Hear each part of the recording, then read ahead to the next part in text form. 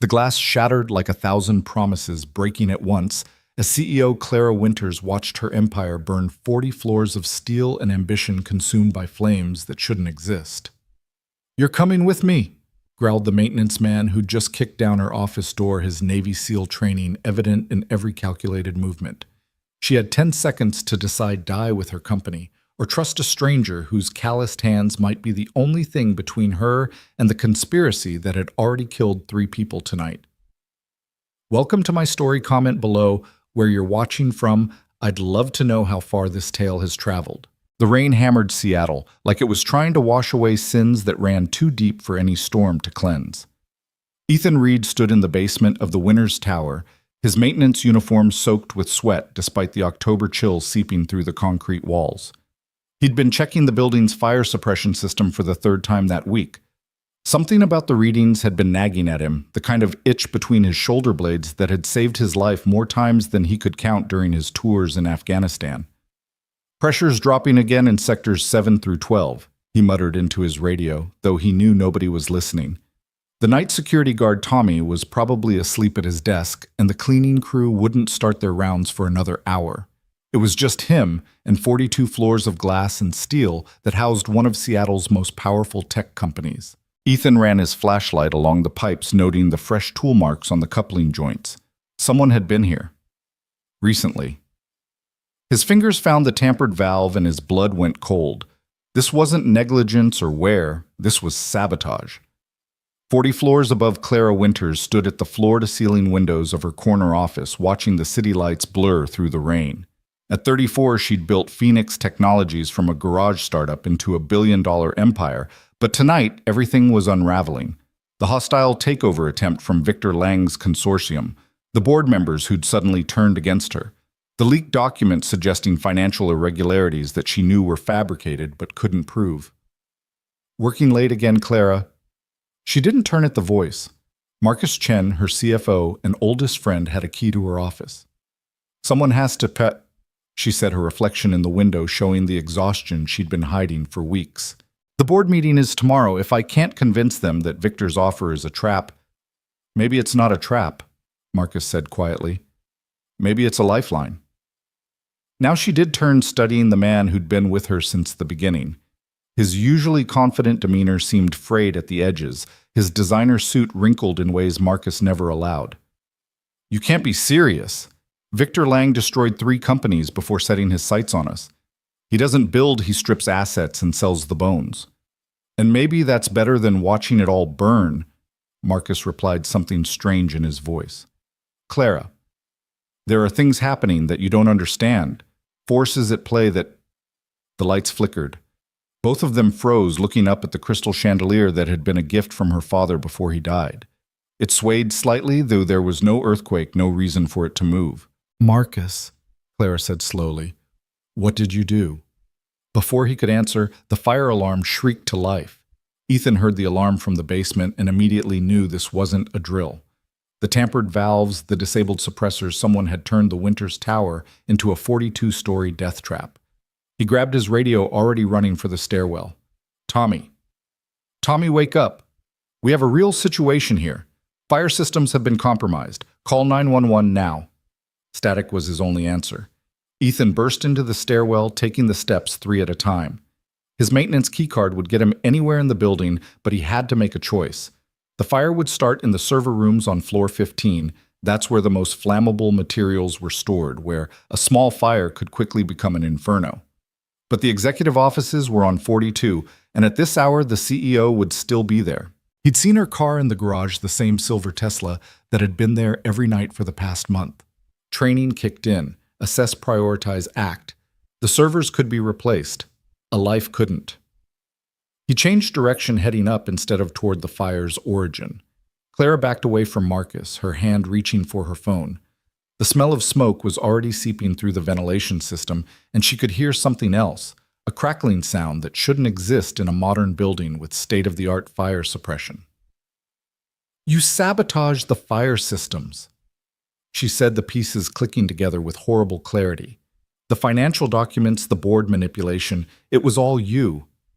Marcus's face crumpled, tears streaming down his cheeks. "I didn't want this. God, Clara, I never wanted this. But Victor has my daughter. Sarah, she was supposed to be at Cornell, but she went missing 3 weeks ago. He sent me videos, Clara. What they'd do to her if I didn't. We could have gone to the police. With what proof Victor owns half the police commission. His reach, you have no idea how deep it goes. The mayor, the judges, even some of the FBI. I had to choose between my daughter and... He gestured helplessly at the office around them, smoke beginning to curl under the door. I'm so sorry. The windows suddenly spider-webbed with cracks from the heat below. Time was running out. We need to get out of here, Clara said, grabbing Marcus's arm despite everything. We'll figure out Sarah later, but we have to... The door exploded inward, kicked off its hinges by someone who clearly knew what they were doing. A man in a maintenance uniform stood there, his face streaked with soot eyes, scanning the room with military precision. You're coming with me, Ethan said. Not a request, but a command. Both of you.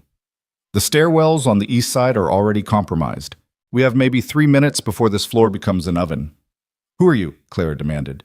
Ethan Reed, building maintenance. Former Navy SEAL, if that matters to your decision-making process. I can get you out, but we need to move now. Marcus shook his head, backing toward the shattered windows. I can't. If I survive this, Victor will kill Sarah. The only way she lives is if I... Don't you dare, Clara said, but Marcus was already climbing onto the window ledge, 42 floors of nothing beneath him.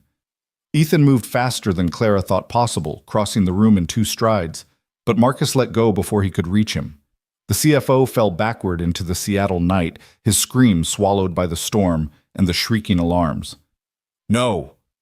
Clara lunged toward the window, but Ethan caught her around the waist, pulling her back as another explosion rocked the building. He made his choice, Ethan said firmly. You need to make yours, live or die. Decide now. Clara looked at this stranger, this maintenance man who'd appeared like something out of an action movie and made the only choice she could. Get me out of here. Ethan nodded, pulling off his uniform shirt to reveal a black t-shirt underneath. He wrapped the uniform around his hands. Stay close, don't let go of me for any reason, and whatever you see, keep moving. They plunged into the smoke-filled corridor, Ethan leading with the confidence of someone who'd navigated worse situations. The emergency lighting had failed, leaving only the orange glow of fire reflecting off the smoke. Clara's eyes burned her lungs, already protesting, but Ethan's hand in hers was steady, pulling her forward when her body wanted to stop. Why? She gasped between coughs. Why save me? Because that's what I do, Ethan replied, using his wrapped hands to test a door handle before rejecting it too hot. Also because my daughter has severe asthma, and your company is 3 weeks away from releasing a revolutionary treatment that could save her life. So yeah, I have a vested interest in keeping you alive. They reached another stairwell, but Ethan stopped, pressing his ear to the door. Fire's below us. We go up. Up? That's insane. Trust me. He looked back at her, and in the hellish glow, she could see scars on his neck, old burns that told their own story. I've done this before. They climbed through thickening smoke, passing the mechanical floor, the helicopter pad access locked, of course, until they reached the roof. Ethan kicked open the door, and they stumbled out into the storm. Rain hit Clara's face like cold salvation, but they were still 44 floors up, with a building burning beneath them. Now what? Clara shouted over the wind. Ethan was already moving, pulling her toward the edge, where a window washing platform hung on its rails. We ride this down to the fire floor, then take the external fire escape the rest of the way. That's your plan. That thing isn't meant for... Another explosion, this one close enough to knock them both to their knees.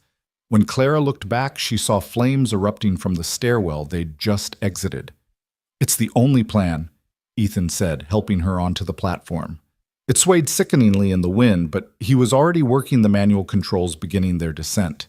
They made it 15 floors before the cables started to fail, weakened by the heat. Ethan saw it coming, grabbed Clara, and jumped for the fire escape just as the platform tore away from the building, falling into the chaos below. They hit the metal grating hard, Clara crying out as her shoulders struck the railing. But Ethan was pulling her up again, always moving, always forward. Down they went, floor by floor, the fire escape growing hotter as they descended past the burning floors.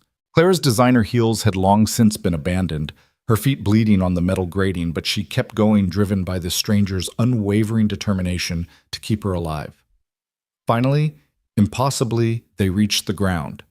Fire trucks were everywhere, their lights painting the street in reds and blues. Paramedics rushed forward, but the media was there too, cameras flashing, reporters shouting questions. Clara's empire was literally burning behind her, and the vultures were already circling. "Ms. Winters, is it true Phoenix Technologies was engaged in fraud?" "Clara? Did Marcus Chen jump, or was he pushed? What's your response to Victor Lang's statement that this is divine justice?" Ethan stepped between her and the cameras, his presence somehow more intimidating than his size should allow. "Back off. She needs medical attention." "And who are you?" a reporter demanded. "Her bodyguard." "I'm nobody," Ethan said, but he kept his body between Clara and the mob as he guided her toward an ambulance. It wasn't until they were in the relative quiet of the emergency vehicle, an EMT checking Clara's vitals, that she really looked at the man who'd saved her life.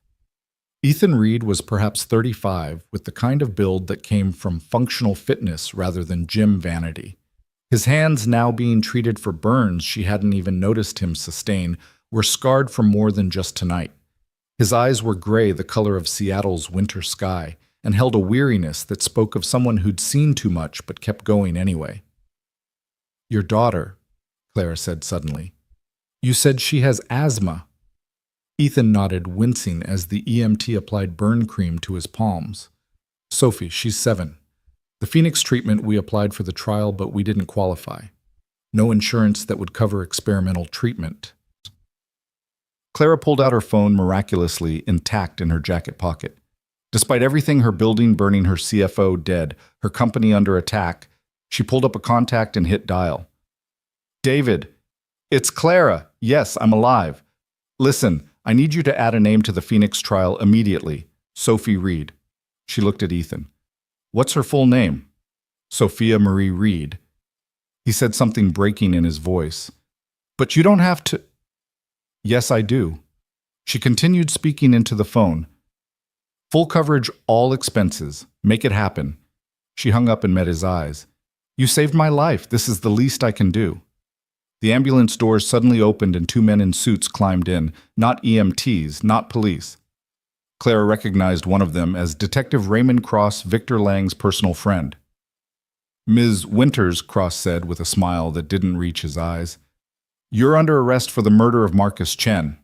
"That's ridiculous," Clara protested. "Marcus jumped. He was being blackmailed by Victor Lang." "We have witnesses who say they saw you push him," Cross said, producing handcuffs. "And Mr. Reed here, our hero maintenance man, is under arrest for arson and destruction of property. Funny how the fire started right after you were seen tampering with the suppression systems, isn't it, Mr. Reed?" Ethan didn't resist as they cuffed him, but his eyes never left Clara's. "They planned all of this. Every detail." "Save it for the lawyers," Cross said. "Assuming you can afford one on a maintenance man's salary." As they were led away in separate police cars, Clara watched her building collapse in on itself through the rear window, 42 floors of dreams and ambition reduced to rubble and ash. But worse than that was the knowledge that Victor Lang had won. He'd destroyed her company, framed her for murder, and even turned her rescue into another trap. But he'd made one mistake. He'd involved Ethan Reed, and Clara had a feeling that was going to be a fatal error. The police station reeked of burnt coffee and desperation. Clara sat in an interrogation room that had seen too many broken dreams. Her designer suit ruined her feet wrapped in gauze from the EMT's hasty treatment. Through the one-way mirror, she could feel eyes watching, calculating how long it would take to break her. Detective Cross sat across from her, a folder thick with what she assumed were fabricated documents spread between them like accusations. "Marcus Chen sent an email to his wife an hour before his death," Cross said, sliding a printout toward her. "It says, and I quote, 'Clara has lost her mind. She's threatening to kill me if I don't stop the merger. I'm scared for my life.'" "That's not possible," Clara said flatly. "Marcus wasn't married. His wife died 3 years ago from cancer. I spoke at her funeral." Cross's smile widened. "Are you sure about that?" "Because I have a marriage certificate here from 6 months ago. Marcus Chen and Jennifer Walsh married in Vegas." Clara's blood chilled. Jennifer Walsh was Victor Lang's personal attorney. "I want my lawyer," Clara said. "Of course, but it's 3 in the morning, and with the building collapse, half the city's infrastructure is compromised. Might take a while for anyone to get here." Cross leaned back, too comfortable, too confident. "Why don't you just tell me the truth? You found out Marcus was selling company secrets to Victor Lang. You confronted him. Things got heated. You pushed him. It could be argued as temporary insanity crime of passion. You might only get 20 years instead of life." In another interrogation room 3 doors down, Ethan was having his own conversation with law enforcement, though his was taking a different tone. The detective questioning him, a younger man named Harrison, seemed nervous. He kept checking his phone, glancing at the door. "Look, Mr. Reed," Harrison said, "we know you're just collateral damage here. Maintenance man trying to do his job got caught up in something bigger.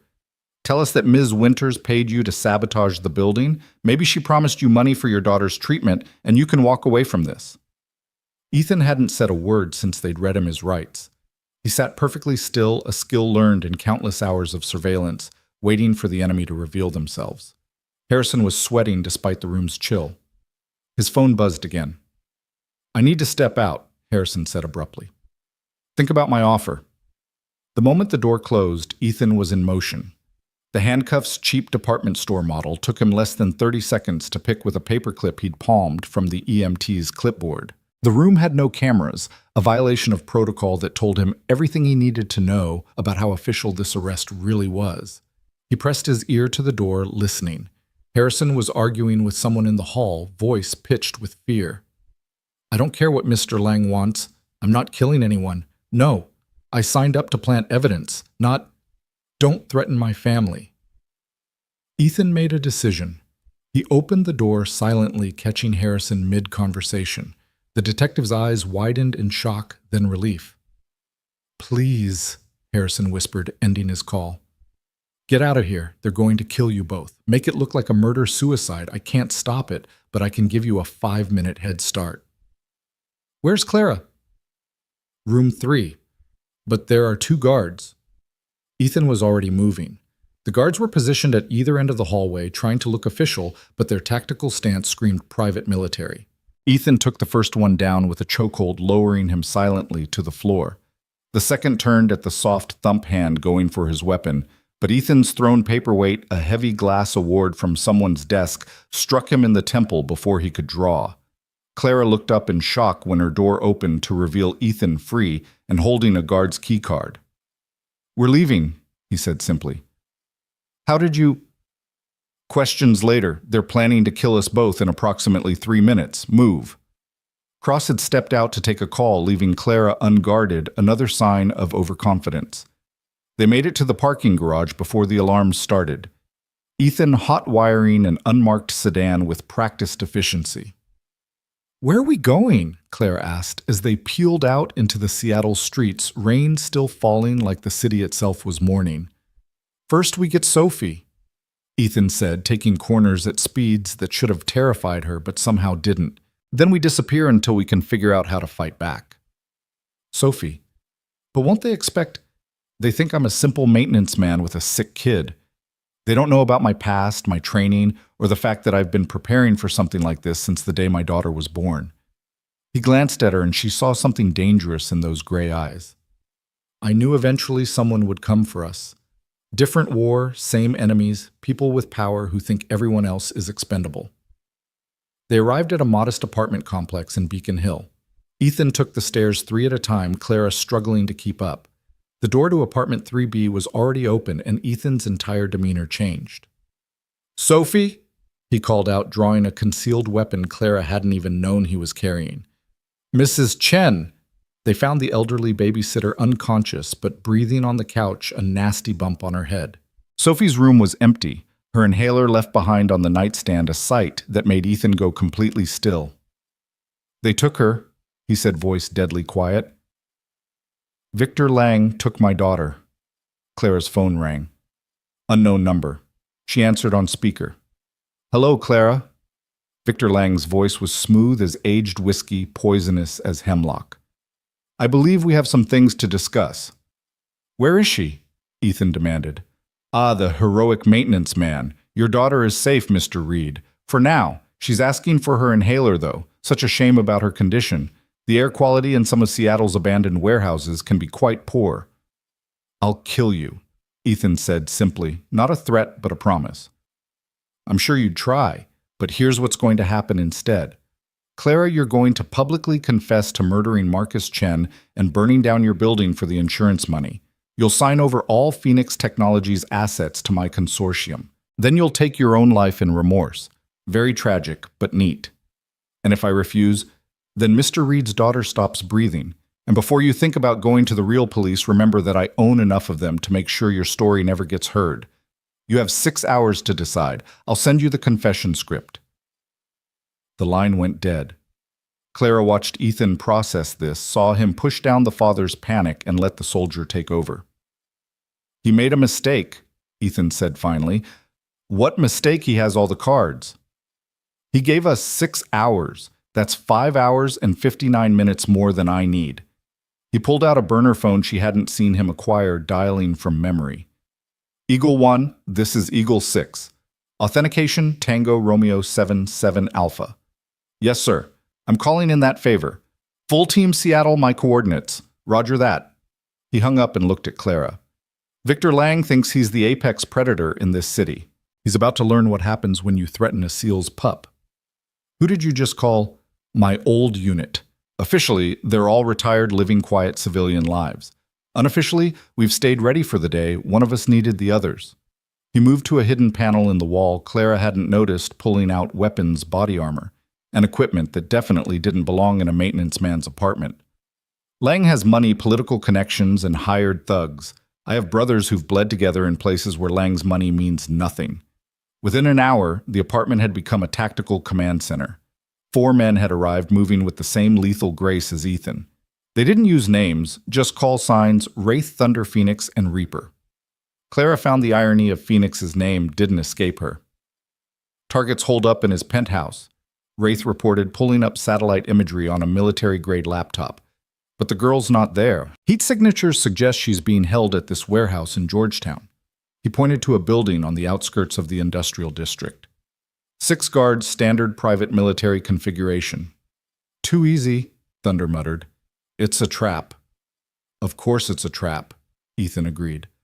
But they're expecting me to come alone, desperate, sloppy with fear. They're not expecting us. Reaper looked at Clara. What's your play here, ma'am? This is going to get ugly.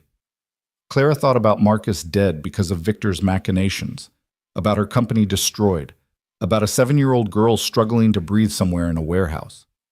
Victor Lang destroyed everything I built because he could, because he thought I was weak. I want him to know he was wrong. Phoenix grinned. I like her. They split into 2 teams. Ethan, Thunder, and Reaper would retrieve Sophie.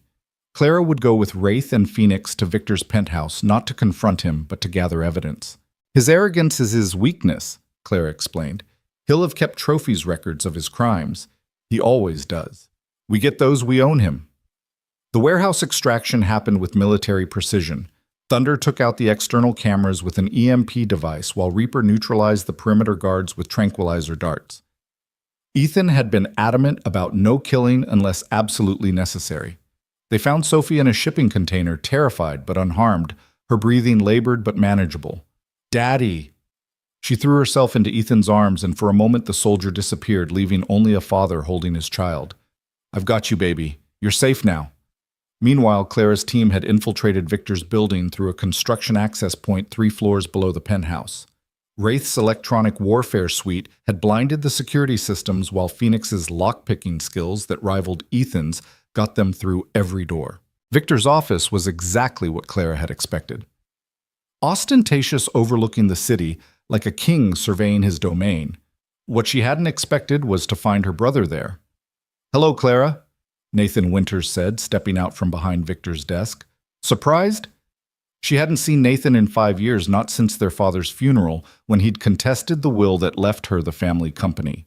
He looked older, harder, wearing an expensive suit that screamed new money. You're working with Lang. Working with Oh Sister Dear, I'm the one who brought him in. Nathan's smile was all teeth and no warmth. Did you really think Victor Lang just randomly decided to target Phoenix Technologies? I've been planning this for 3 years. Every move, every betrayal, every perfectly placed piece of evidence. But why the company was Father's dream? Father's dream that he only shared with you. Nathan's composure cracked, revealing years of buried rage. His precious Clara, the genius, the chosen one. While I was sent away to boarding schools, you were in his workshop. While I begged for his attention, you were building circuits and writing code with him. Nathan, I never... Save it. You took everything from me, so I took everything from you. He pulled out a gun chrome gleaming in the city lights. And now you're going to disappear. They'll find your body in a few months, maybe. Another victim of Seattle's homeless crisis. Tragic. Phoenix stepped forward, but Nathan swung the gun toward him. Former military right. I can always tell. One more step, and I put a bullet in her head. What Nathan hadn't counted on was Clara herself. 5 years of self-defense training started after a stalker incident kicked in. She threw herself sideways as Nathan fired the bullet, shattering the window behind her. Phoenix and Wraith moved simultaneously. Phoenix disarming Nathan, while Wraith secured him with zip ties. You always underestimated me, Clara told her brother as he struggled against the restraints. Just like Father did at first. The difference is, he learned better. They found everything in Victor's safe, which Phoenix cracked in under 3 minutes. Documents linking him to 17 different corporate sabotages, blackmail material on half of Seattle's political structure, and most damning video recordings of him ordering the deaths of 3 CEOs who'd refused his takeover attempts, including tonight's planned murder of Clara. This is enough to bury him, Wraith said, copying everything to multiple encrypted drives. But you know he'll never see the inside of a cell. Too many connections. I don't want him in a cell, Clara said quietly. I want him destroyed, the same way he tried to destroy me. They regrouped at a safe house Phoenix maintained under one of his many false identities. Sophie was asleep on the couch, exhausted from her ordeal, but breathing normally thanks to medication Thunder had procured. Ethan sat beside her, standing guard even among friends. So what now? Reaper asked. We have the evidence, but Wraith's right. Lang owns too many judges, too many cops. Clara pulled out her phone, scrolling through contacts until she found the one she needed. Not all of them. Judge Harrison, Detective Harrison's father, is clean. Old school hates corruption. And I know 3 journalists who would sell their souls for this story. It's not enough, Ethan said. Lang will disappear the moment this goes public. Private jet to a non-extradition country, live like a king on his offshore accounts. Then we make sure he can't run. Clara looked at each of the men who'd risked everything for a stranger and a little girl. Victor Lang is about to learn what happens when you declare war on people who actually know how to fight one. Thunder cracked his knuckles. Now you're talking our language. The plan was complex but elegant. While Clara leaked select documents to the media, creating a feeding frenzy that would keep Victor's lawyers busy, Ethan's team would systematically dismantle his escape routes. Wraith hacked and froze his offshore accounts. Phoenix sabotaged his private jet. Reaper made sure his fake passports were flagged in every database that mattered. But Victor had one more card to play. Clara was at the safe house preparing for a video call with the Washington Post when the door exploded inward. Not Victor's men, government agents, FBI, led by Special Agent Diana Cross, Detective Cross's sister. Clara Winters, you're under arrest for corporate espionage, 17 counts of fraud, and conspiracy to commit murder. That's impossible, Clara protested as they cuffed her. Check the evidence. The evidence that mysteriously appeared after you broke out of police custody and kidnapped a child. Diana Cross smiled coldly. Mr. Lang has been very cooperative, providing us with years of documentation about your illegal activities, including how you've been using Phoenix Technologies to launder money for terrorist organizations. Ethan started forward, but Diana had her weapon drawn. Mr. Reed, you're also under arrest. Kidnapping, assault on police officers, breaking and entering, and oh yes, it seems you've been lying about your military record. Stolen valor is still a crime. My record is classified. Convenient. Move. As they were led away, Clara saw Victor Lang standing across the street, raising a champagne glass in mock salute. He'd once again turned their own evidence against them, used his connections to flip the narrative. But he'd made one final fatal mistake.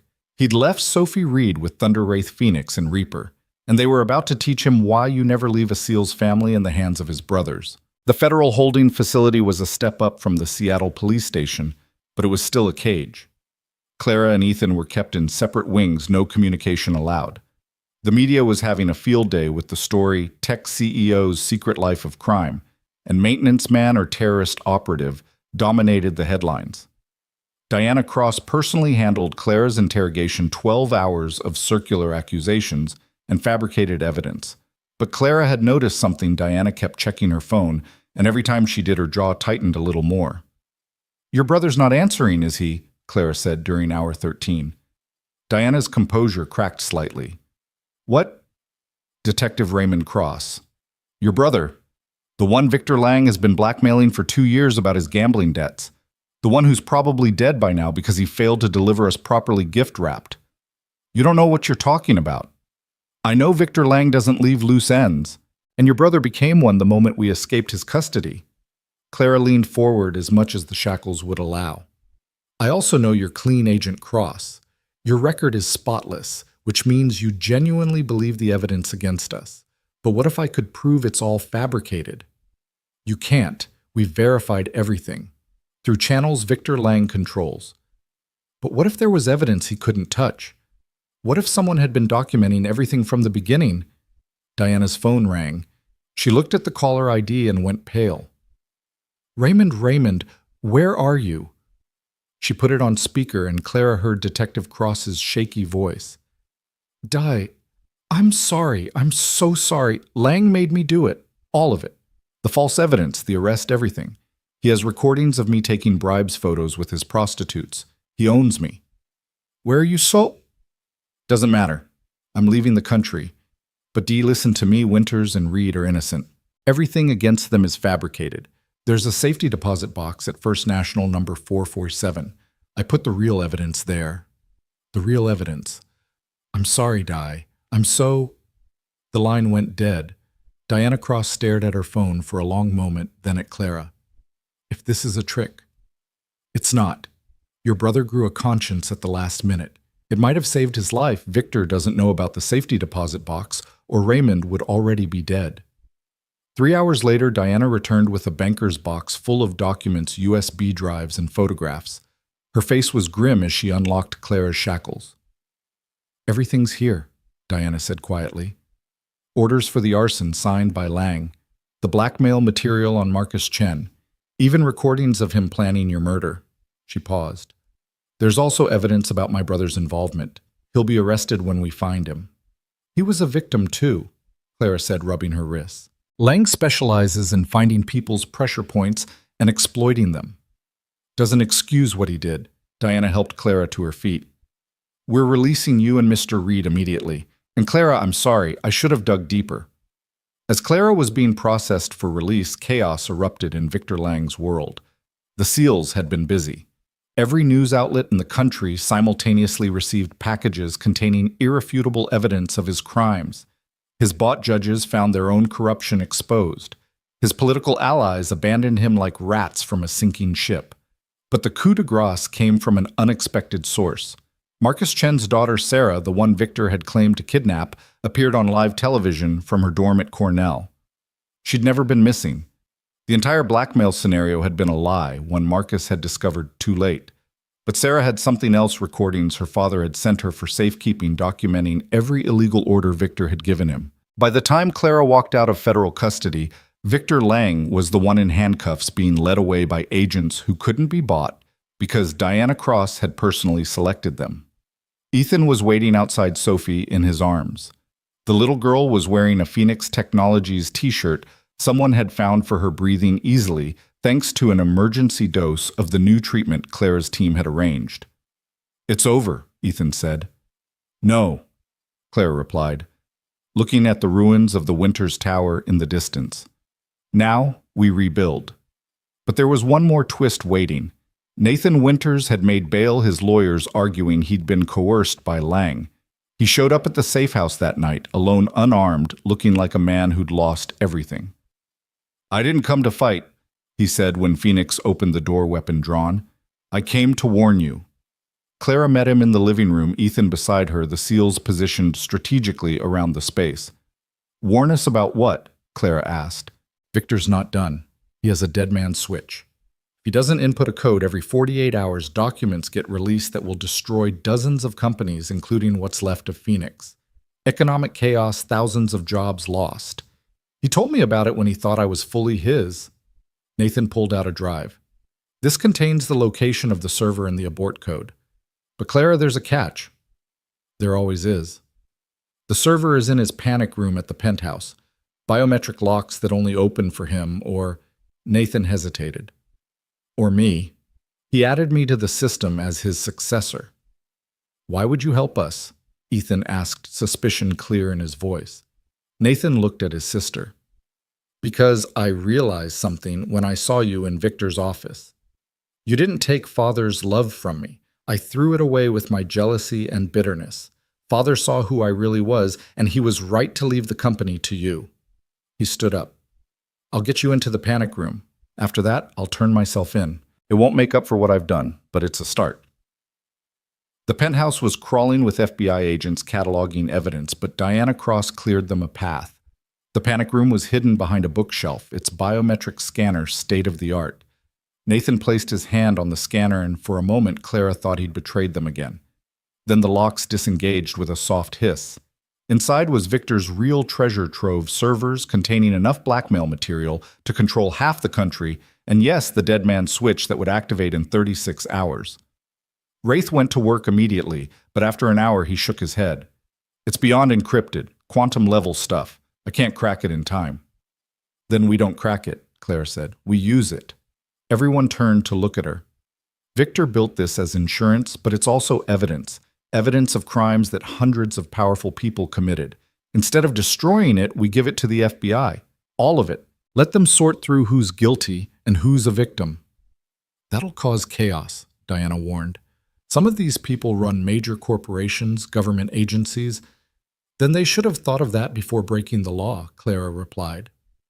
But we can minimize the damage. Release it strategically, give the innocent time to distance themselves. Let the guilty face justice. It took 18 hours of negotiation, but they reached an agreement. The FBI would take possession of the servers, the dead man's switch would be disabled, and the information would be used for legitimate law enforcement purposes only. Nathan kept his word, turning himself in and providing testimony against Victor Lang that would ensure he never saw freedom again. His cooperation earned him a reduced sentence, 5 years instead of 20. As dawn broke over Seattle, Clara stood in the ruins of Winters Tower with Ethan and Sophie. The building was destroyed, but the foundation was still solid. We can rebuild, the insurance assessor was saying. With the payout and the settlement from Lang's assets being seized, you'll have more than enough capital. What do you think? Claire asked Sophie. Should we build a new tower? The little girl, breathing freely for the first time in years, thanks to the Phoenix treatment, nodded enthusiastically. Make it taller. And can it have a playground? For kids who visit a playground in a corporate tower. Ethan laughed. Why not? Clara said. We're rebuilding from scratch. We can build it however we want. She looked at Ethan. I'll need a good head of security, someone who knows the building inside and out. Interested?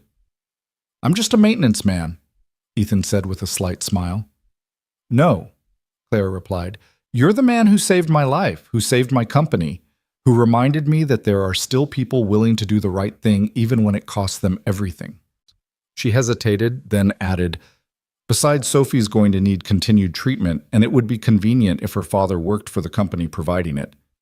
Thunder, who'd been silently standing guard, cleared his throat. If you're hiring, ma'am, I know 4 other guys who might be interested in security positions.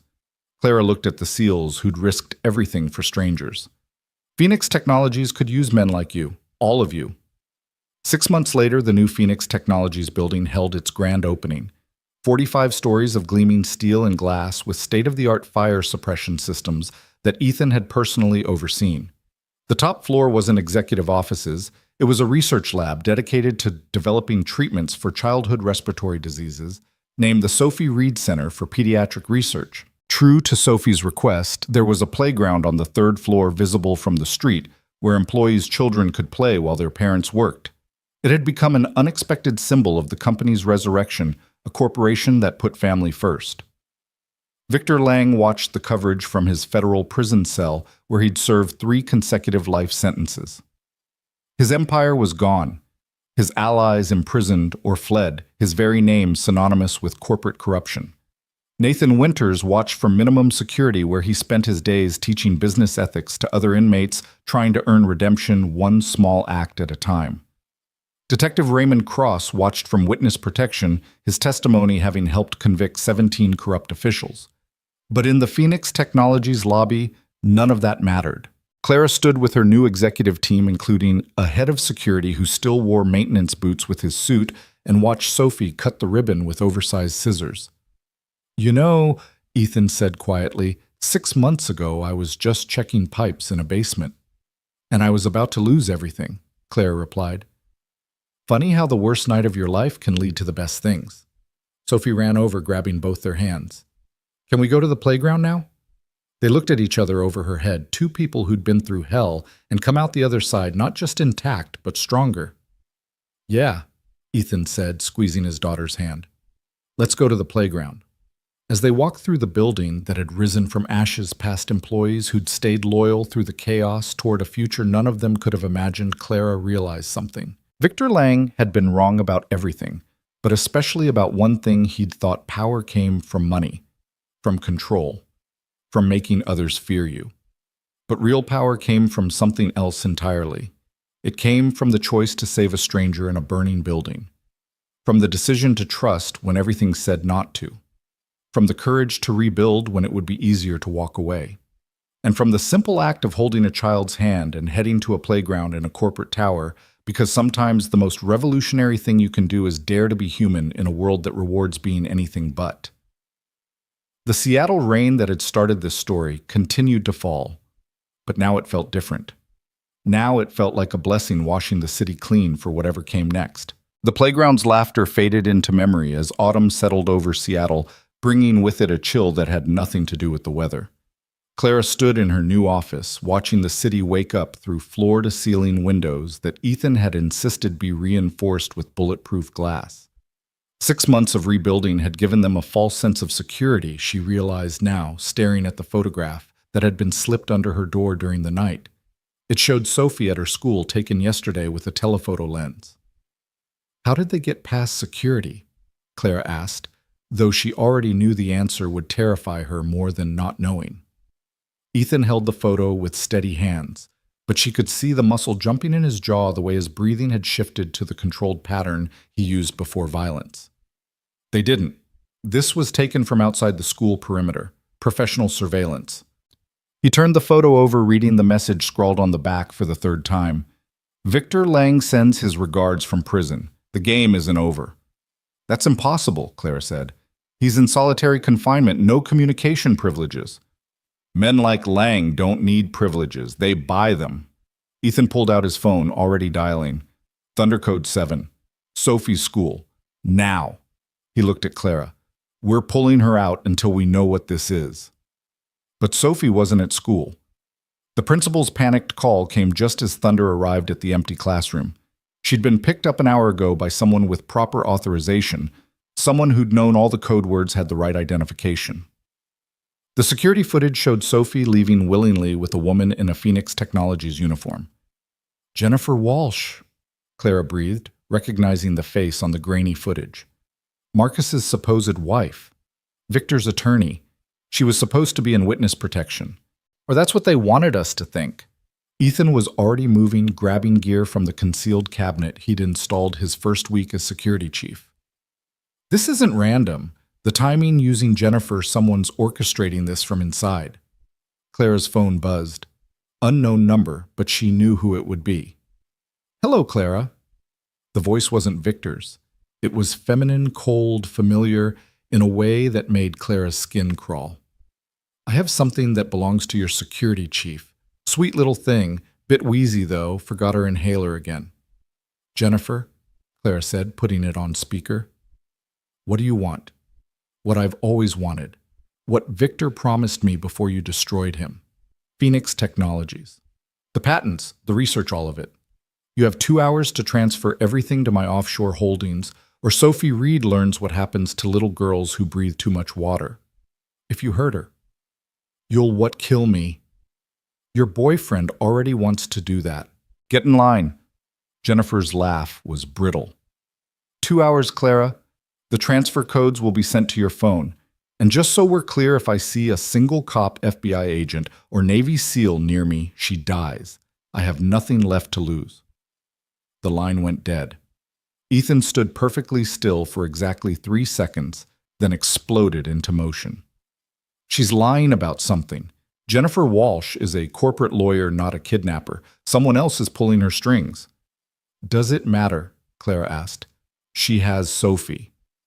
Everything matters. The why tells us the how, and the how tells us where. He pulled up Jennifer's file on his secure terminal. Look at this. 3 weeks ago, she was supposedly relocated to Miami under witness protection. But here, he pulled up another screen.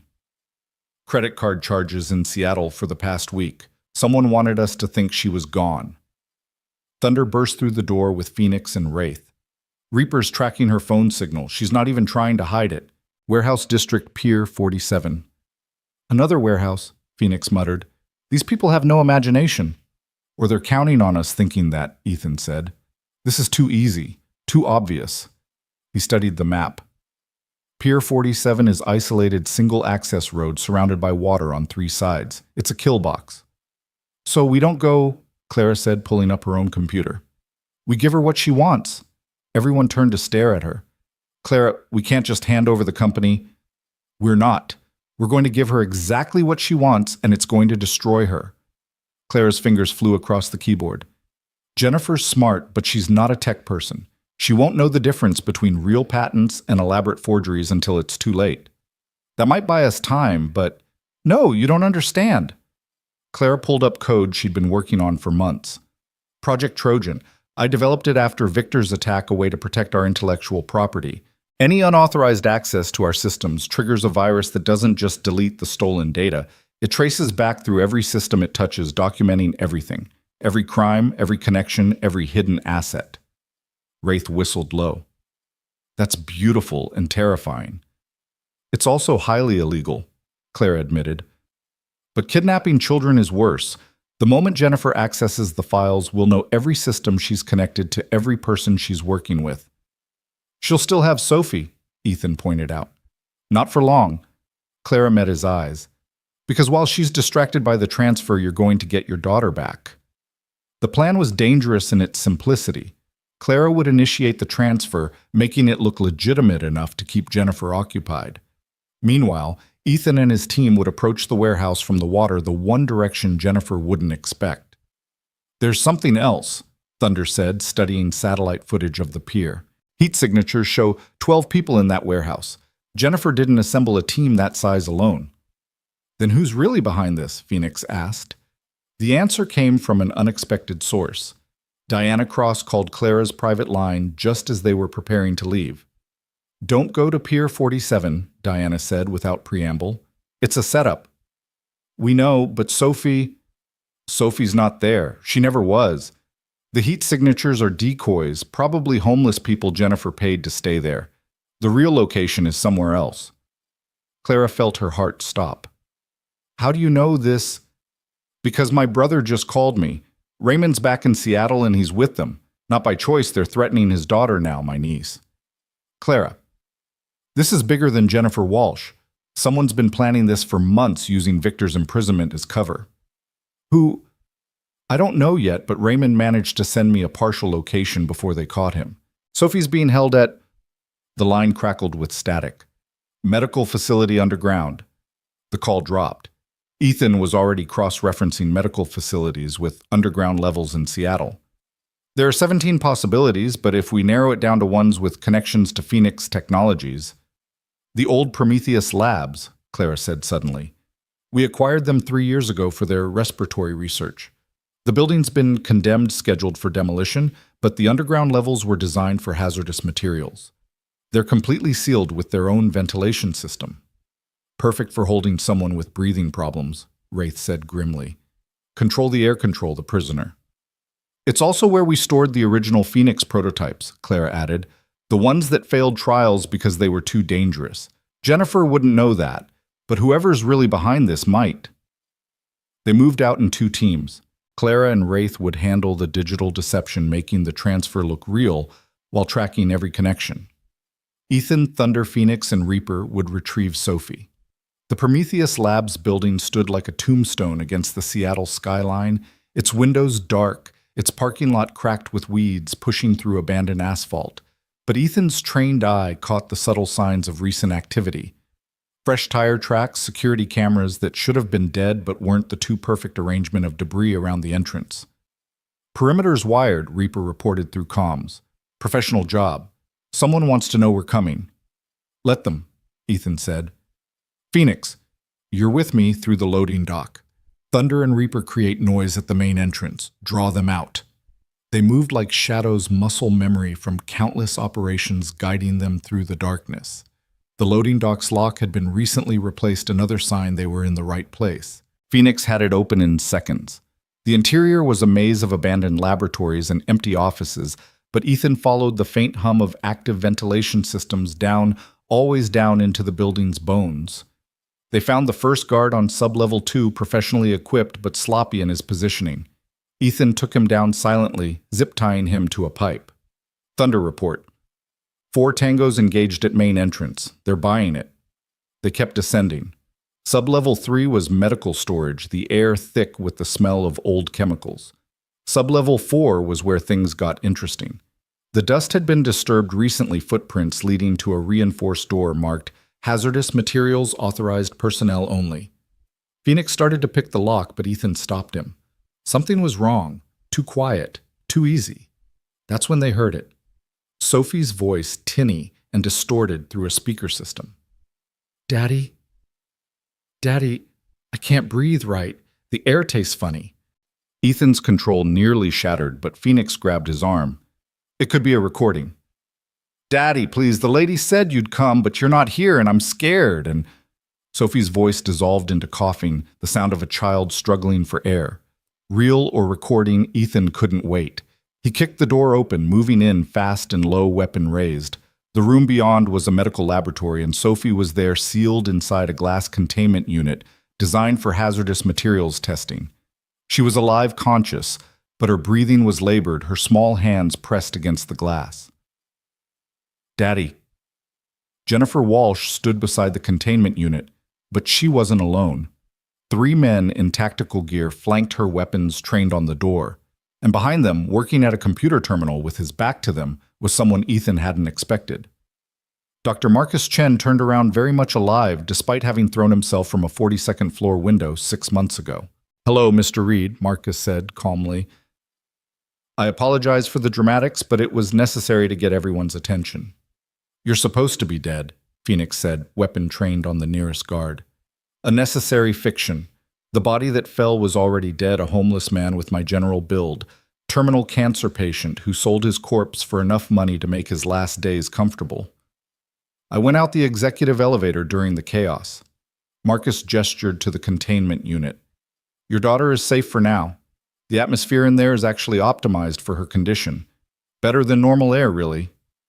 Let her out, Ethan said, his voice deadly quiet. Of course. As soon as Clara completes the transfer.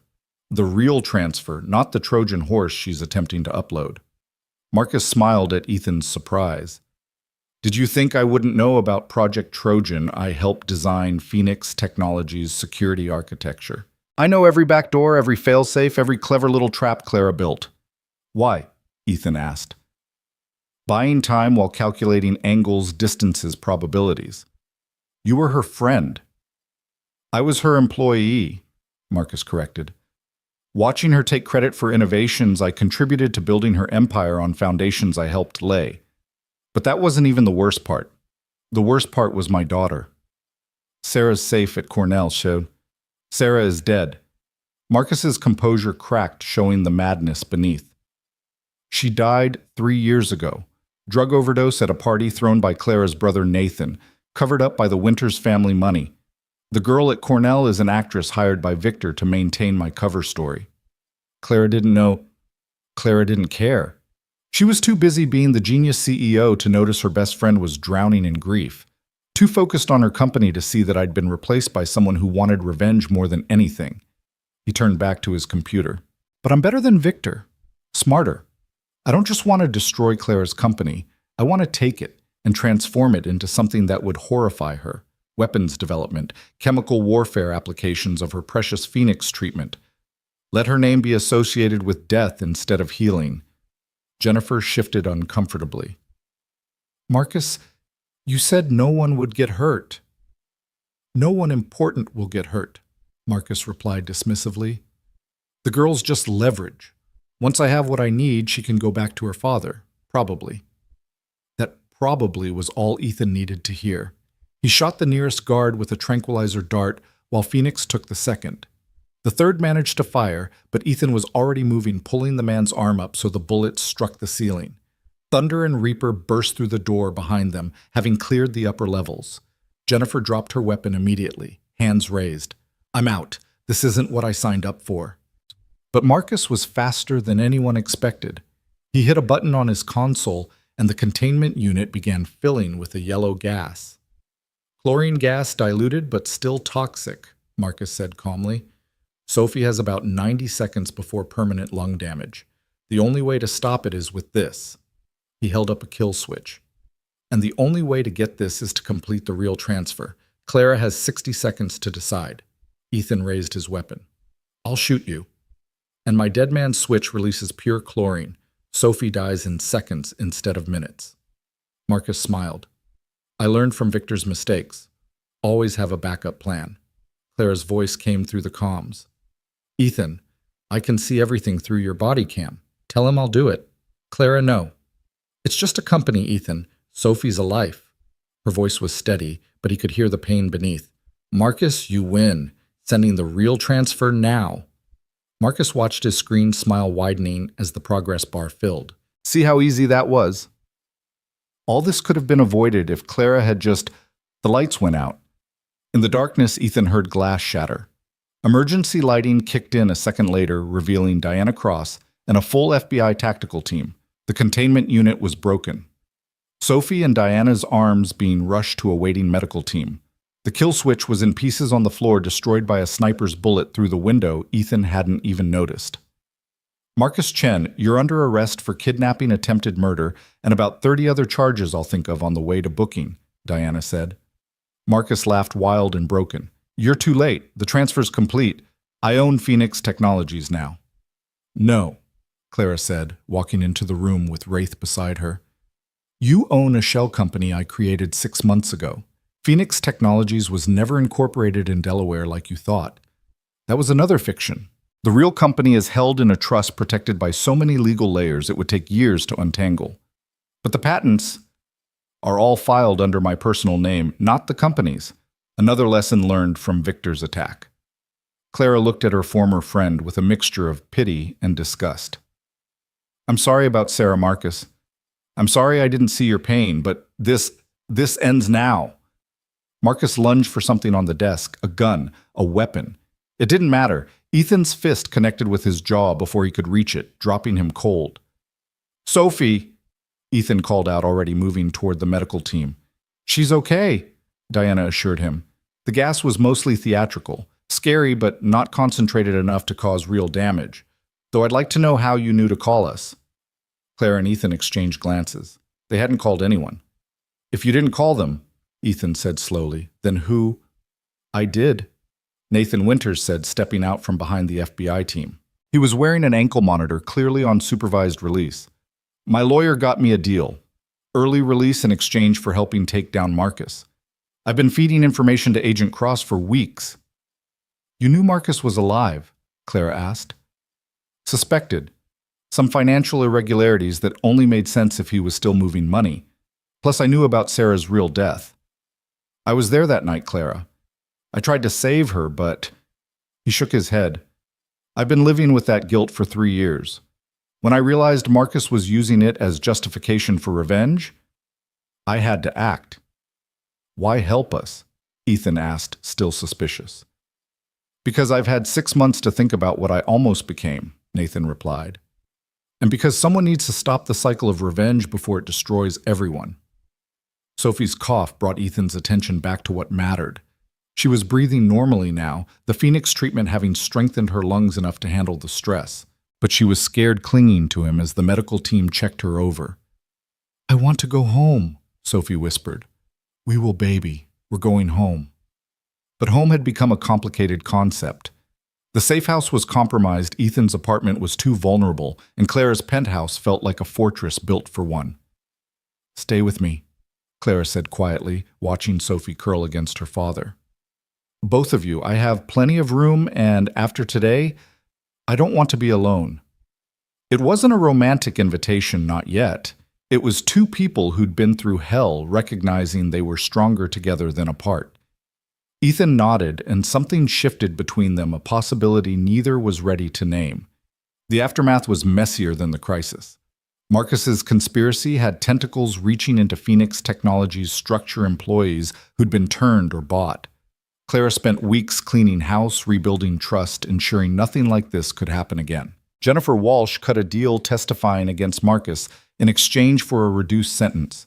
She revealed the full extent of the plan. Marcus had been planning this for 2 years, using Victor's attack as cover for his own revenge scheme. Detective Raymond Cross came out of hiding to testify as well, his courage in warning Diana having earned him a degree of redemption, though not forgiveness. Through it all, Ethan and Sophie stayed at Clara's penthouse. What started as a temporary arrangement began to feel permanent.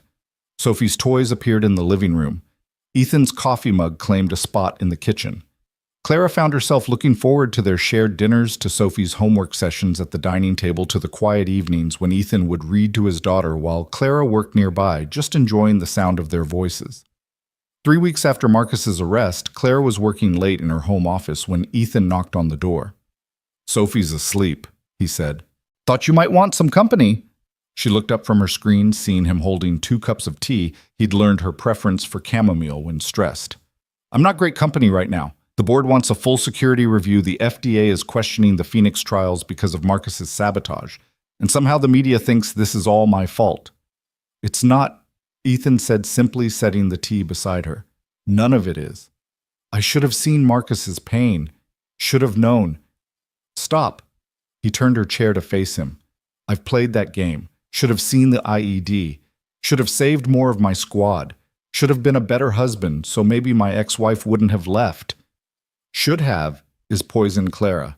It'll eat you alive if you let it. She looked at him, really looked at him, the scars he carried visible and invisible. The strength that wasn't just physical but emotional, spiritual even. How do you do it? Keep going after everything. I remember what I'm fighting for. He glanced toward the door, toward where Sophie slept safely. And lately that's been more than just my daughter. The admission hung between them, fragile and important. Ethan, Clara started, but he shook his head. I'm not asking for anything, just wanted you to know. Whatever this is, whatever we're building here, it matters to me.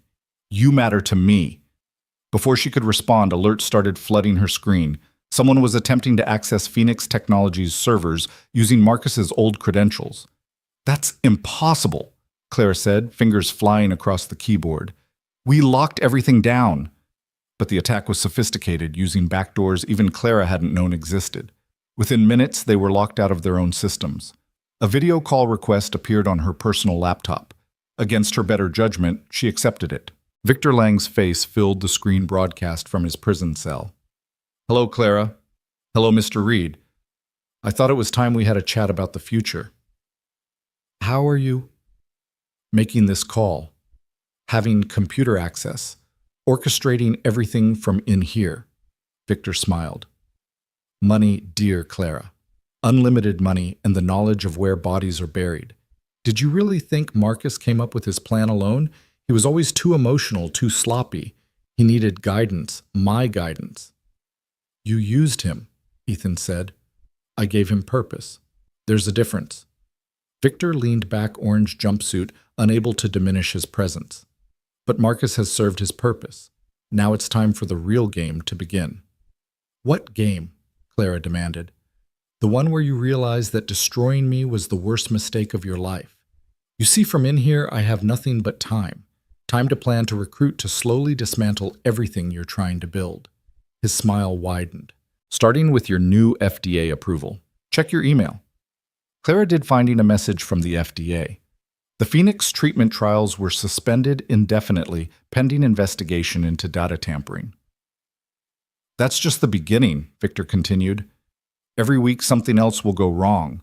A supplier will back out. A key employee will quit. A safety inspection will fail. Death by 1,000 cuts, Clara. Unless what? Unless you come visit me, alone.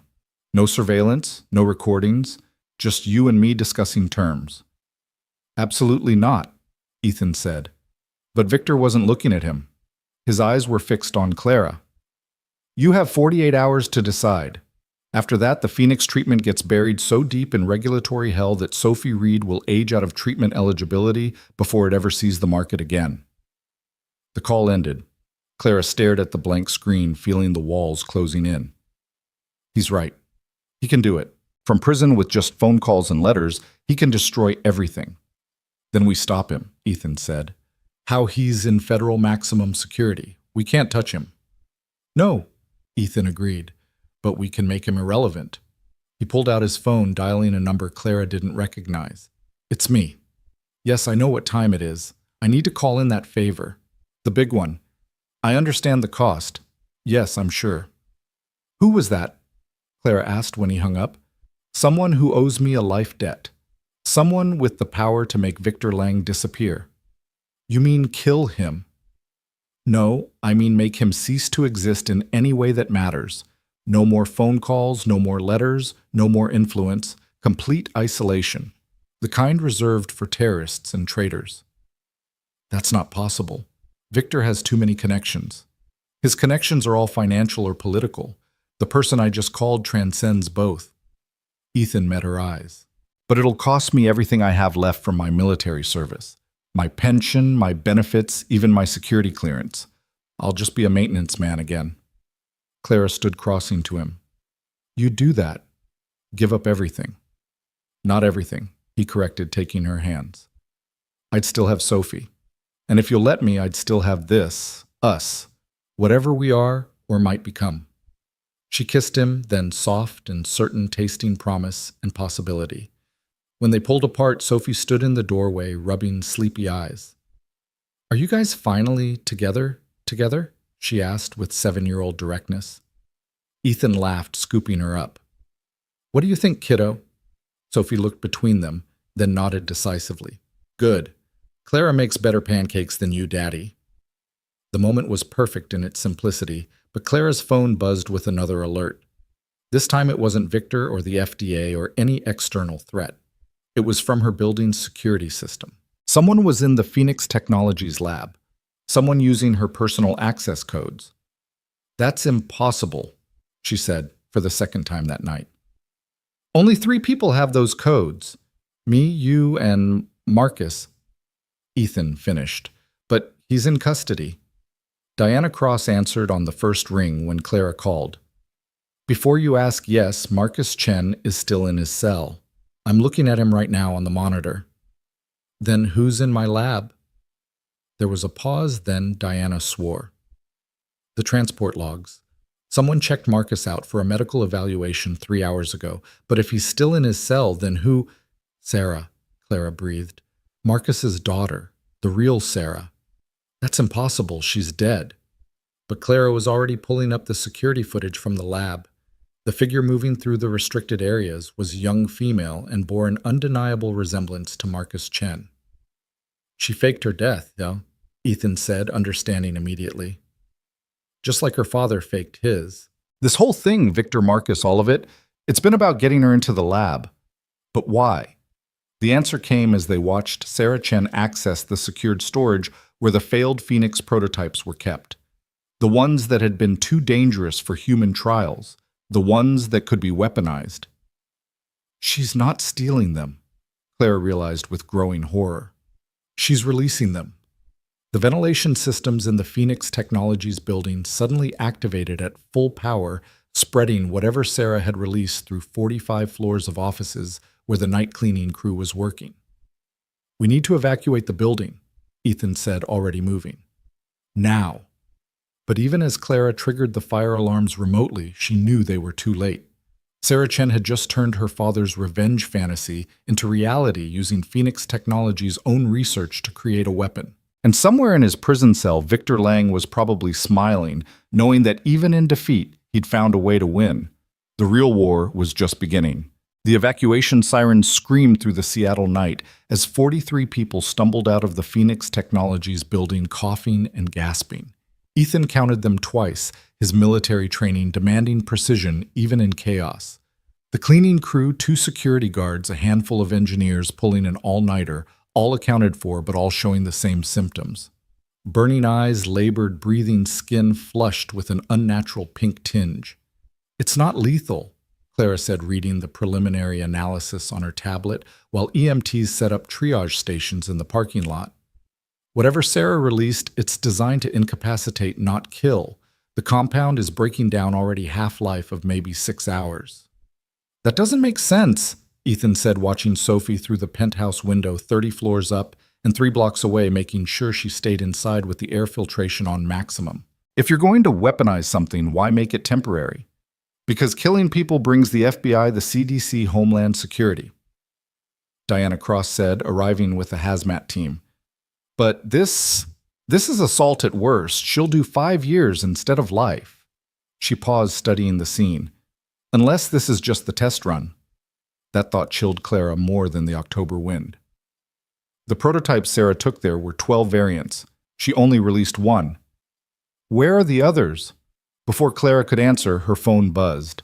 Unknown number, but she recognized the voice immediately when she answered. "Hello, Miss Winters," Sarah Chen said. She sounded nothing like the grieving daughter Marcus had described. Her voice was controlled, clinical, almost amused. "I hope you're enjoying my little demonstration." "Sarah, please." "Dr. Chen," Sarah corrected. "I did finish my PhD despite what my father believes. Biochemistry with a focus on aerosol transmission vectors. Very useful considering your company's work." Ethan had already signaled Diana to start tracing the call. "What do you want?" "What I've always wanted, Mr. Reed, to prove that my father was wrong about me. He thought I was weak, needed protecting, needed revenge on my behalf. But I'm not weak, I'm just patient." There was a rustling sound like papers being shuffled. "I've been watching you all for 3 years, watching Clara build her empire on research my father contributed to, watching Victor Lang play his power games, watching my father plan his elaborate revenge, all of them missing the real opportunity." "Which is?" Clara asked. "Phoenix Technologies has created something that could change the world, a treatment that repairs damaged lung tissue at the cellular level. Do you have any idea what that means? Not just for asthmatics like sweet little Sophie, but for everyone." Sarah's voice took on an edge of excitement. "Soldiers exposed to chemical weapons, cities choking on pollution, the millions who'll need new lungs as climate change accelerates. You're sitting on the cure for the 21st century's biggest health crisis, and you're doing what with it? FDA trials, regulatory approval, corporate bureaucracy. We're ensuring it's safe." "Safe?" Sarah laughed. "Like the variant I just released was safe." "That was Phoenix 3.0. Ms. Winters, your failed prototype that you locked away because it caused temporary respiratory distress. But what you didn't realize, what your limited testing never discovered, is that the distress is followed by enhancement. Those 43 people. In 6 hours, when the compound fully metabolizes, they'll have lung capacity 20% above baseline. They'll breathe easier than they have in years." Clara pulled up the Phoenix 3.0 files, scanning the data with new eyes. Sarah was right. The initial distress response had caused them to abandon the formula. But if it led to enhancement afterward— "You experimented on innocent people," Ethan said flatly. "I gave them a gift, for free. No insurance companies, no prescriptions, no corporate profit margins. Just healing." Sarah's tone hardened. "But that was just the preview. Phoenix 4.0 through 11.0 are already in position around the city. Water treatment plants, HVAC systems in major buildings, Even the ventilation for the Seattle Underground tour. One command from me and the entire city becomes my test group. That's terrorism, Diana said loudly enough for the phone to pick up. That's revolution, Sarah countered. But I'm not unreasonable. I'll give you a choice, Clara. Release the Phoenix formula, all of it, every variant, completely open source, or I'll do it for you. Literally. Into the air, Seattle breathes. People could die, Clara protested, without proper dosing medical supervision. Fewer people than die waiting for FDA approval while you protect your profit margins. You have 24 hours to decide. Oh, and don't bother trying to find the devices. There are hundreds, and they're all on independent triggers. Remove one. The others activate immediately. The call ended, leaving them staring at each other in the parking lot while emergency crews worked around them. We have to find her, Ethan said. We have to find the devices, Diana countered.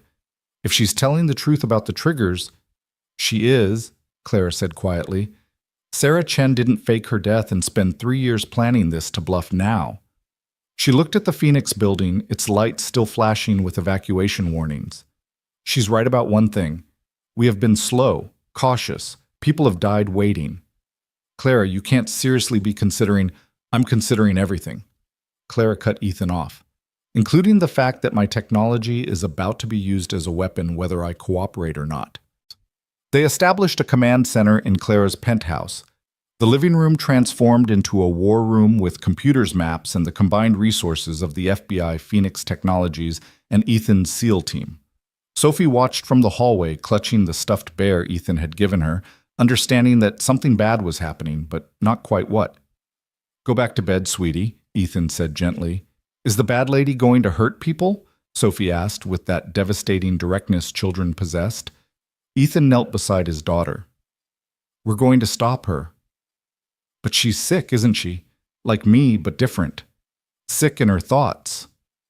The insight from a 7-year-old made Ethan pause. Yeah, baby, she's sick in a different way.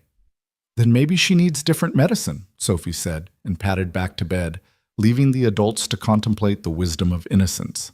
Thunder was the first to make a breakthrough, his fingers flying across his laptop. Got something.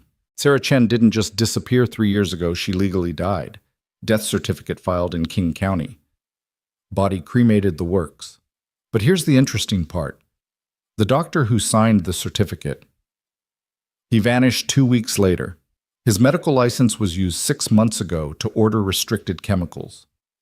She's been planning this longer than we thought, Phoenix said. This isn't reactive. This is strategic. Wraith pulled up financial records. Money trails don't lie. Someone's been funding Sarah, and it's not her father. These transactions go back 5 years before Marcus even started his revenge plot. Clara leaned over his shoulder, recognizing the routing numbers.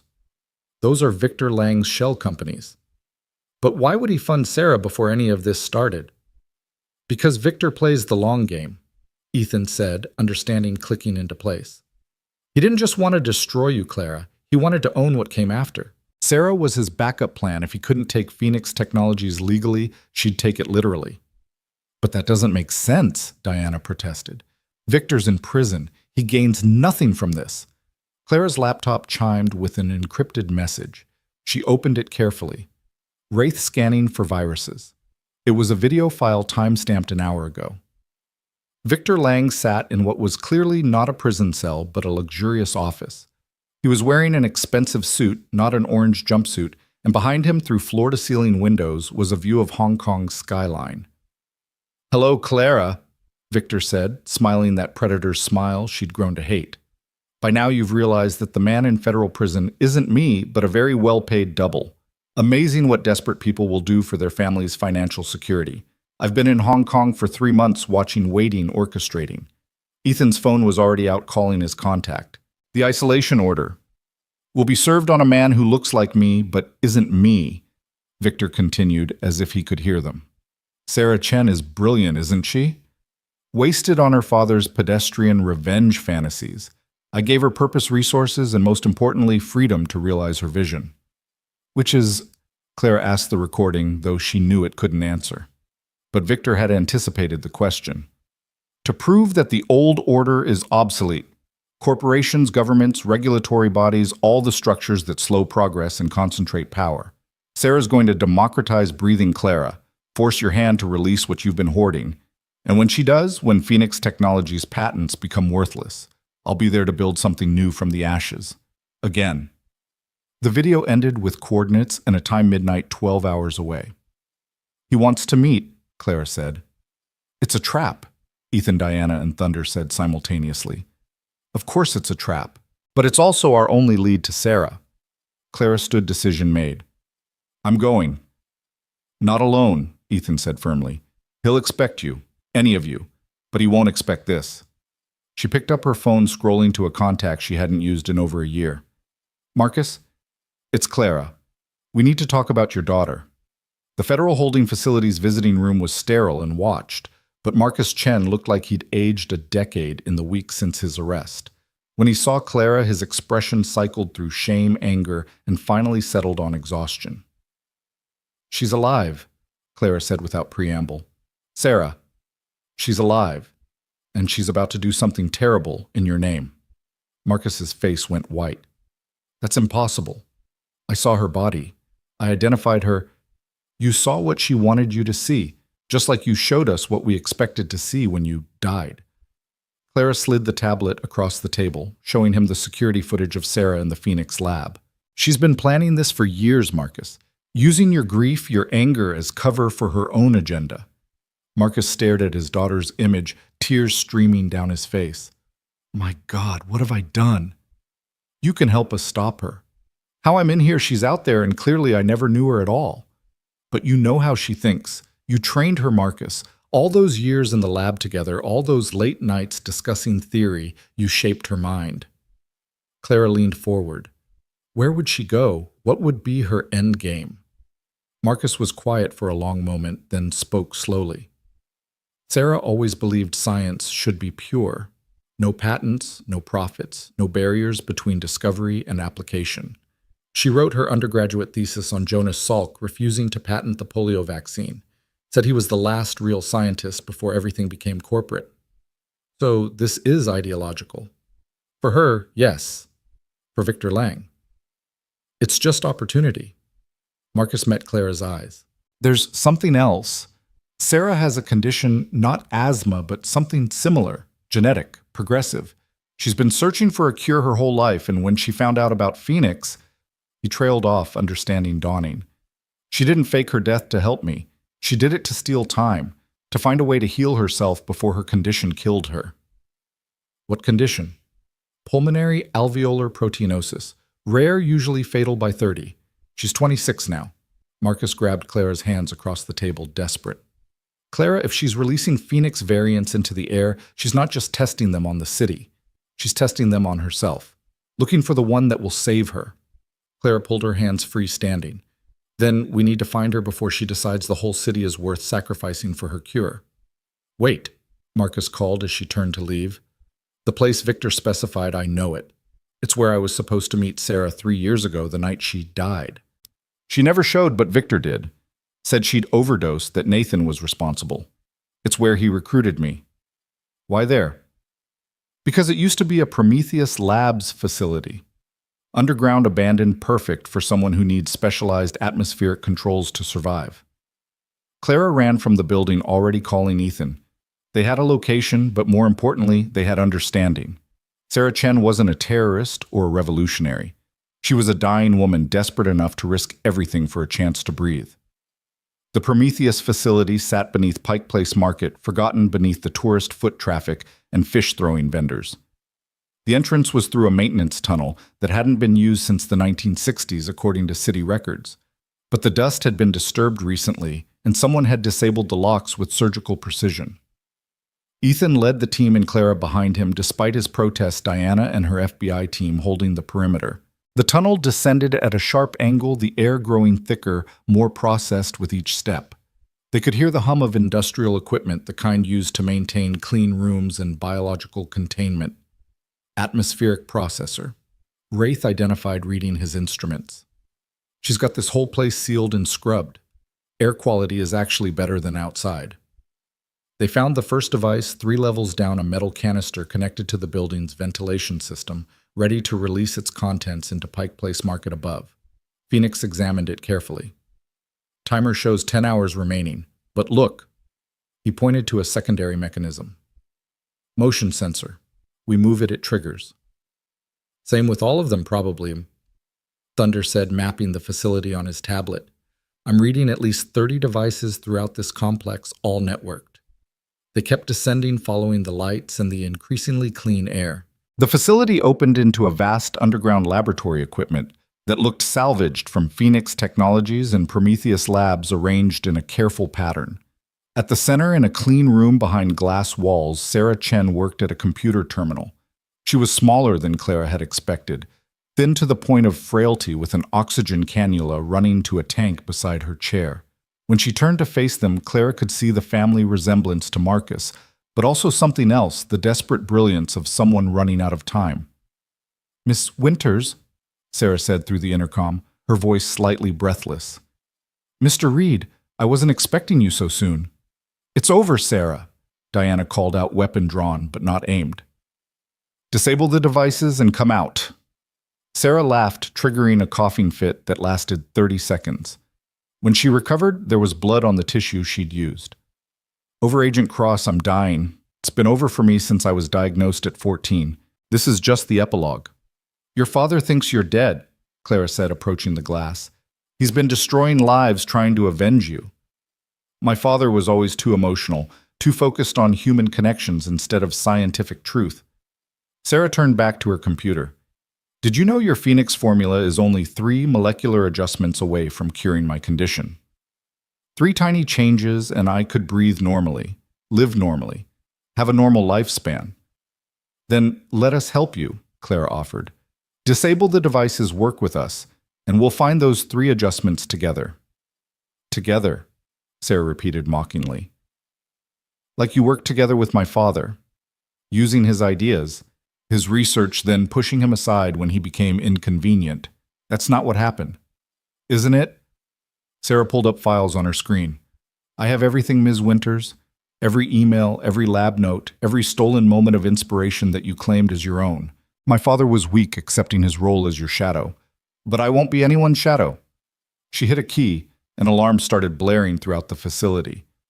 9 hours early, but who's counting?" Sarah said, standing with effort.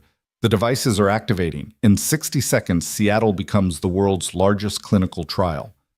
Ethan moved toward the glass, but Sarah held up a dead man's switch. "Break the seal on this room and I release everything at once.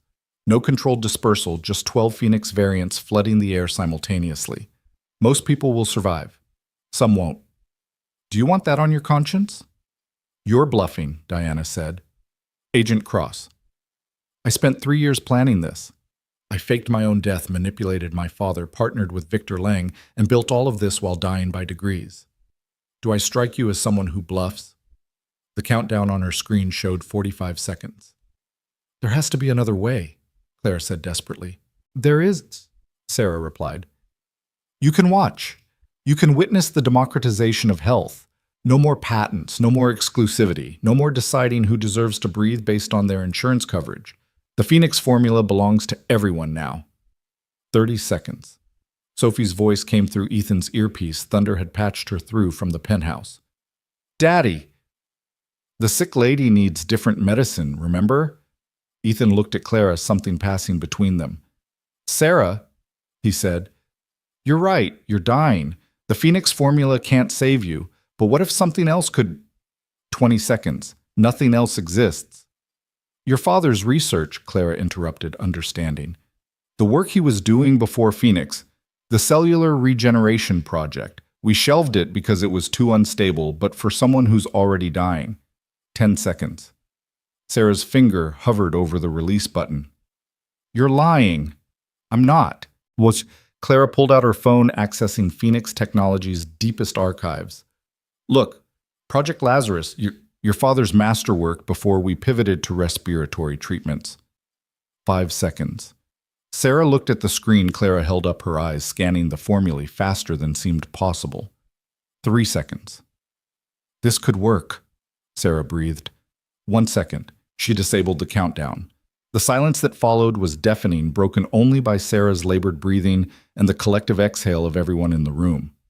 "Show me everything," Sarah demanded.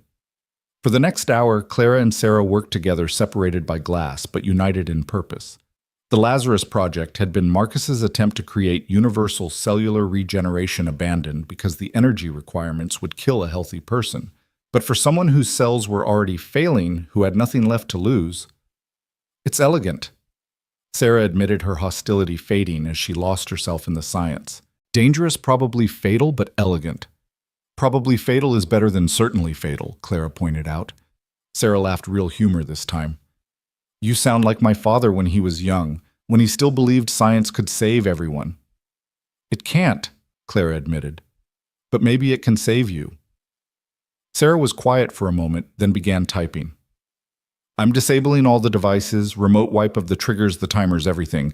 Your FBI friends can collect them at their leisure. Thank you, Diana said, already coordinating the collection teams. Don't thank me yet, Sarah warned. Victor's still out there, and he has copies of everything. The Phoenix formula, the deployment methodology, all of it. He was using me, but I was using him too. I needed his resources, his connections. But now that I've failed, he'll find another way. Where is he? Ethan demanded. Hong Kong last I knew, but he has properties everywhere. Safe houses, bolt holes, entire identities waiting to be activated. She pulled up another file. Here, everything I know about his operations. Consider it a dying woman's gift. You're not dying, Clara said firmly. We're going to try the Lazarus Protocol. A Hail Mary based on incomplete research and desperate hope. Sarah smiled wryly. Very fitting, considering I named myself after Lazarus when I rose from the dead. The next 12 hours were a blur.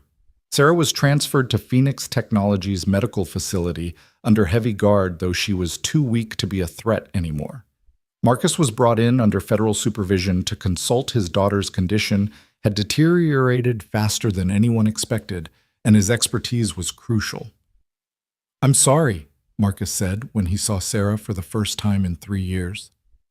For what? Sarah asked from the hospital bed, IVs running into both arms. For being human, for grieving, for being manipulated by someone better at the game than you. She reached out, taking his hand with what little strength she had. I'm the one who should apologize. I let you think I was dead. I let you suffer. Why, Marcus asked, tears flowing freely. Because I thought if you believed I was gone, you'd move on, find peace. I didn't expect you to seek revenge. She squeezed his hand weakly. I didn't know you loved me that much.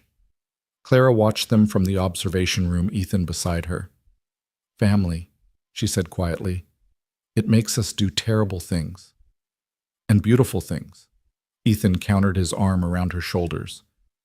Sophie asked if she could meet Sarah when this is over. Said maybe they could be friends since they both have breathing problems. Your daughter is remarkable. She gets it from her father, Clara said, then blushed when Ethan looked at her in surprise. The courage, the compassion despite everything. Before Ethan could respond, alarms started blaring through the facility. Not medical alarms, security breaches. Thunder's voice came through the comms. We've got company. 3 helicopters, military grade, no identification. They're heading straight for us. Victor, Clara said, already moving. He's coming for Sarah, or the formula, or both. Not on my watch, Ethan said, his entire demeanor shifting to combat mode. Thunder, activate all defensive measures. Phoenix Wraith gets Sarah and Marcus to the panic room. Reaper, you're with me on the roof. I'm coming too, Clara said. Clara, see. My building, my fight. She grabbed the emergency kit Ethan had insisted she keep in her office. Besides, someone needs to protect the servers. If Victor gets our research, he becomes the most dangerous man in the world, Ethan finished. All right, but you stay behind me. They moved through the building like a well-oiled machine, employees evacuating calmly thanks to the drills Ethan had implemented. By the time the helicopters arrived, the building was empty except for essential personnel. The first helicopter hovered over the landing pad, and Clara recognized the man rappelling down. Not Victor. He wouldn't dirty his hands personally, but Colonel James Crawford, dishonorably discharged ex-military who'd become Victor's personal enforcer. Reed, Crawford called out, his team spreading out behind him. Been a while.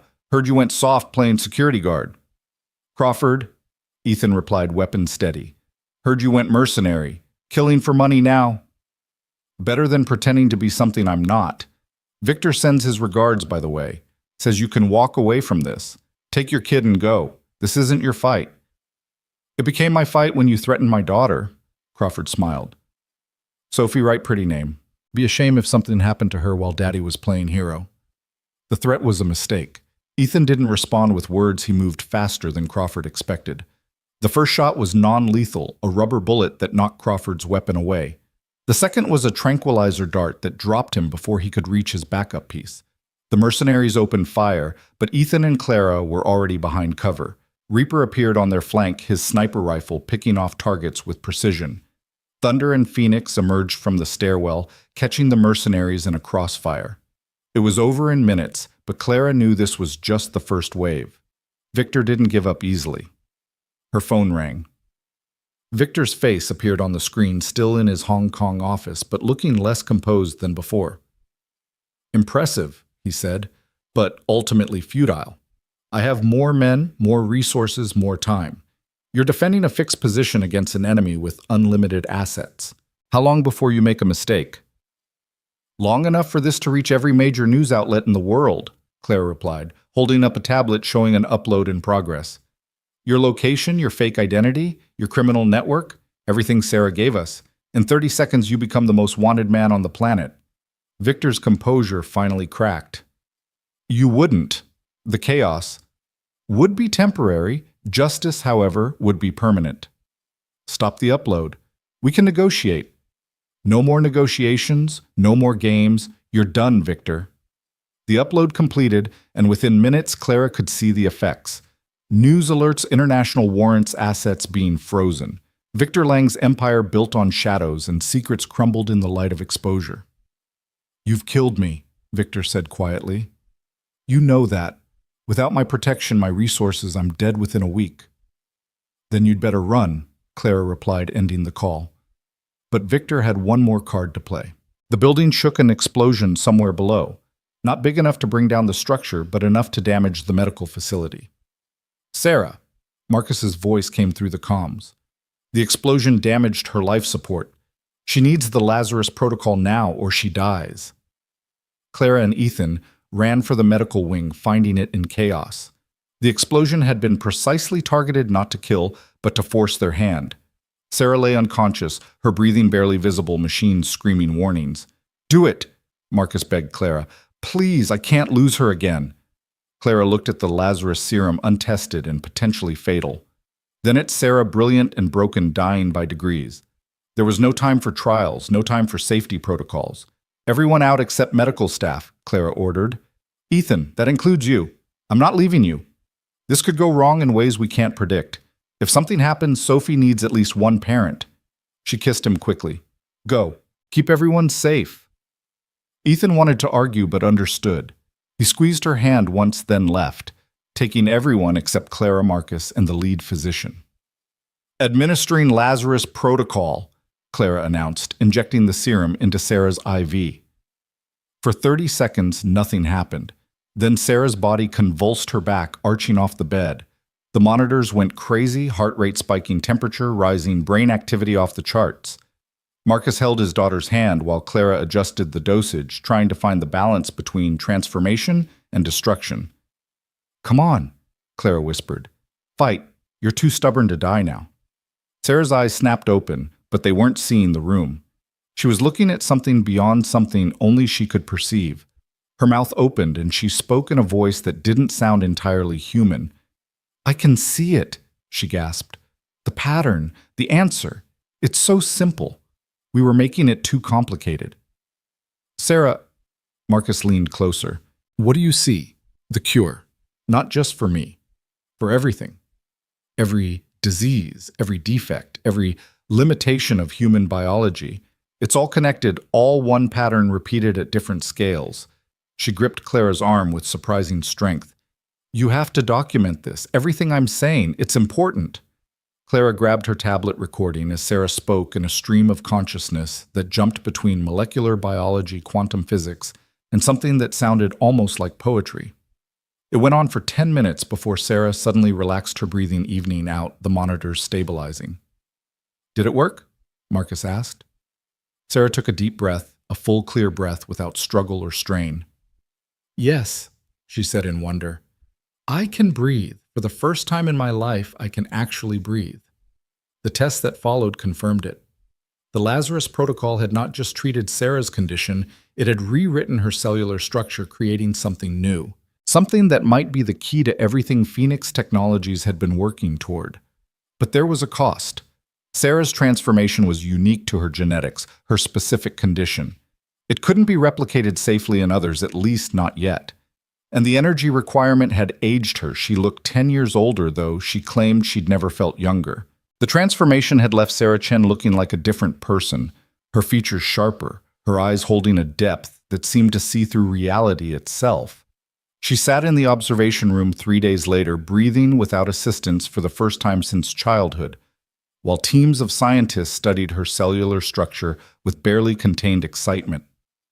It's not just the lung tissue, Dr. Patricia Huang explained to Clara, pulling up the latest scans. Every cell in her body has been fundamentally altered. The telomeres are actually lengthening, the mitochondria are producing energy at rates we've never seen. She's not just cured, she's evolved. Clara watched Sarah through the glass, noting how the woman's fingers moved across the tablet she'd been given, equations flowing faster than any normal person could write. And it can't be replicated, not safely. The energy requirement alone would kill 99% of test subjects. Sarah survived because her body was already failing, creating a unique environment for the transformation. Patricia hesitated. But Clara, what she's producing, these formulas, these insights, they could change everything. She's solving problems we didn't even know how to approach. Through the intercom, Sarah's voice carried a strange resonance. I can hear you discussing me.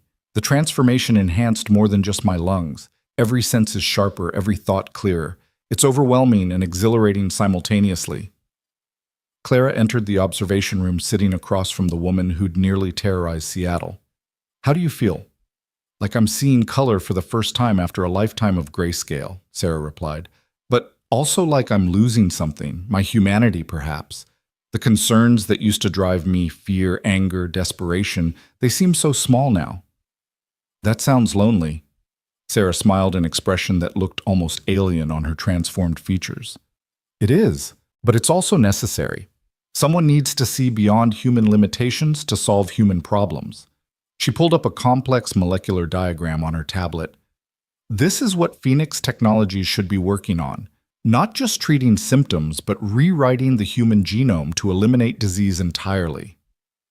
That's playing God, Clara said carefully. No, that's playing human at the level we were meant to. Evolution is too slow for the challenges we face.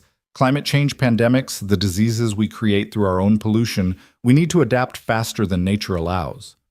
Before Clara could respond, Ethan's voice crackled through her earpiece. We have a problem. Victor's been spotted in Seattle. Clara stood abruptly.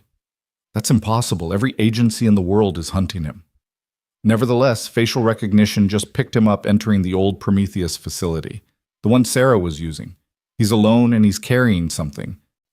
Sarah's enhanced hearing had caught the conversation. He's going for my backup drives. I kept copies of everything there, not just the Phoenix formula, but the deployment system, the aerosol vectors, everything he'd need to start over somewhere else. Then we stop him, Clara said, already moving. Wait, Sarah called out. He knows I'm alive now. He'll have contingencies. Victor Lang always has contingencies. She was right. As Ethan's team surrounded the Prometheus facility, thermal imaging showed not one heat signature, but dozens.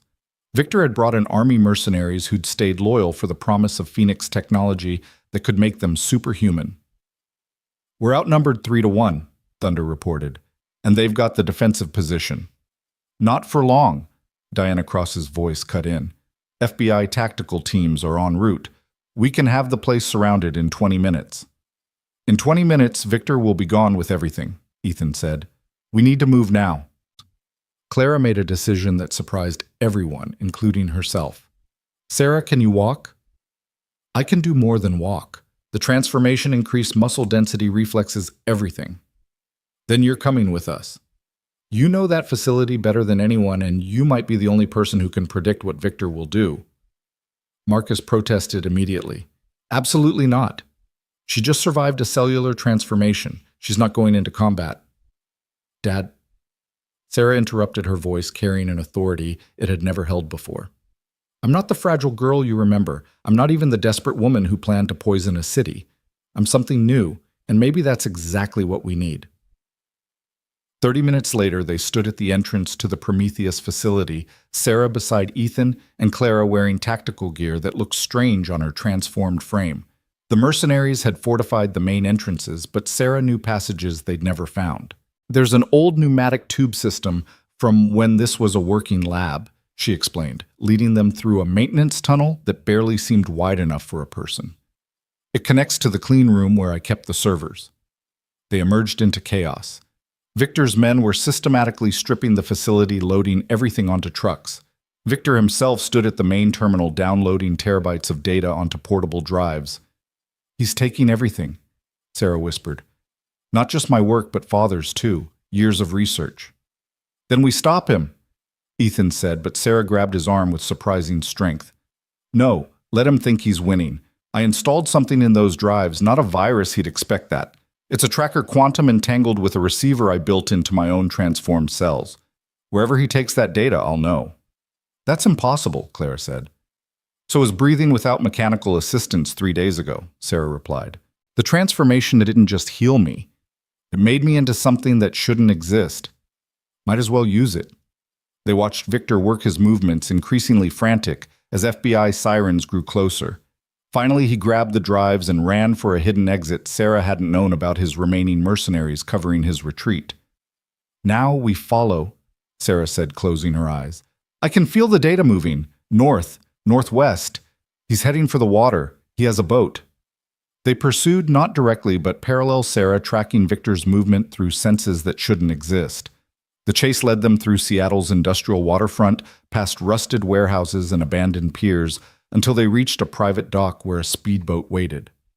Victor was alone now, his mercenaries scattered or arrested, just him and the drives that contained enough information to rebuild Phoenix Technologies anywhere in the world. Victor Lang, Ethan called out, weapon drawn. It's over. Victor turned slowly and Clara gasped. The man looked 20 years older than he had in the video from Hong Kong. His hair was white, his face gaunt, his hands shaking as he clutched the drives.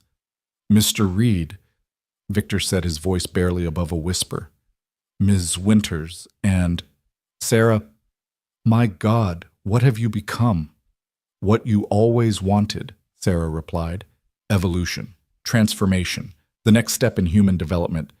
Isn't that what you promised me? Victor laughed bitterly. I promised you revenge. I promised you justice.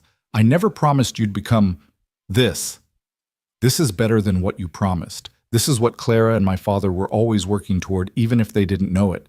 The ability to transcend human limitations. At what cost?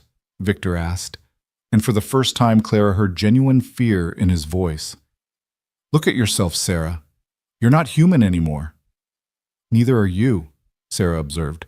The treatments you've been taking to stay ahead of law enforcement, the experimental drugs to enhance your cognitive function, they're killing you. I can see it in your cellular structure. You have maybe a month left. Victor's composure finally shattered completely. Then at least let me die with a legacy.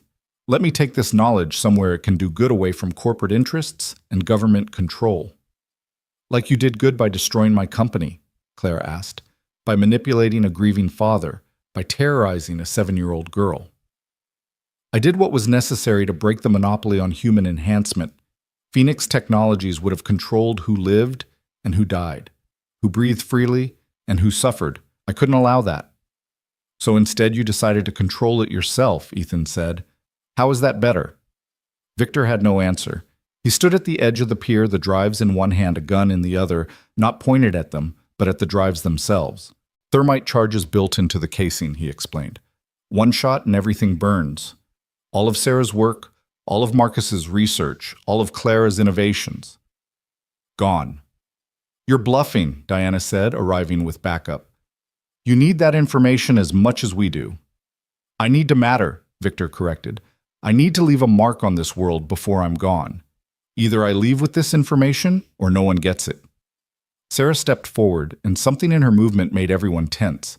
She moved differently now, too fluid, too precise, like a predator that had evolved beyond the need for threat displays. You're already dying, Victor. Your mark on this world is destruction and pain, but it doesn't have to end that way. Enlighten me, Victor said sarcastically. The Lazarus Protocol that transformed me, it could save you. Not the same way it saved me, but enough to give you time.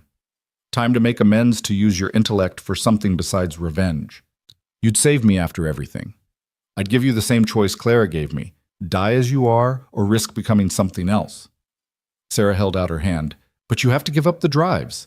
You have to stop running. Victor looked at the drives, then at Sarah's outstretched hand, then at the water below. For a moment, Clara thought he might jump, choosing death over surrender. Then his shoulders sagged, and he set the drives down on the pier. I'm tired, he admitted. Tired of running, tired of fighting, tired of losing everything I try to control. Diana's team moved in, securing the drives and taking Victor into custody.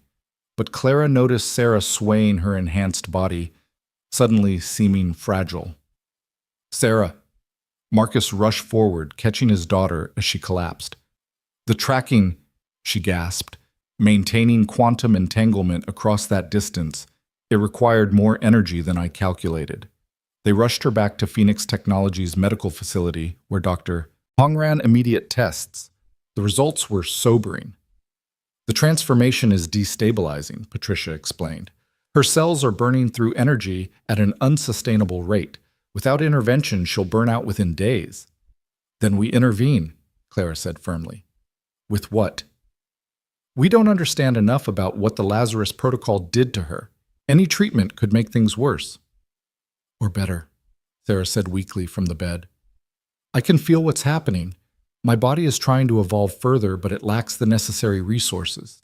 I need a massive energy input, something to fuel the final transformation. That could kill you, Marcus protested. I'm dying anyway. At least this way we learn something. Clara looked at Ethan, seeing her own determination reflected in his eyes. What kind of energy input? Sarah managed to smile. Remember the failed Phoenix variant that caused electrical sensitivity in test subjects? The one we discontinued because patients were literally absorbing electromagnetic radiation. Phoenix 7.0, Clara recalled. But that was dangerous. Everything about me is dangerous now. But if we combine Phoenix 7.0 with a controlled electrical discharge, something massive but precise. You want us to deliberately electrocute you while you're dosed with an experimental drug? Patricia asked incredulously. I want you to give me the energy my transformation needs to complete itself. Either I become something unprecedented or I die. Either way, we advance human knowledge. The preparation took 12 hours.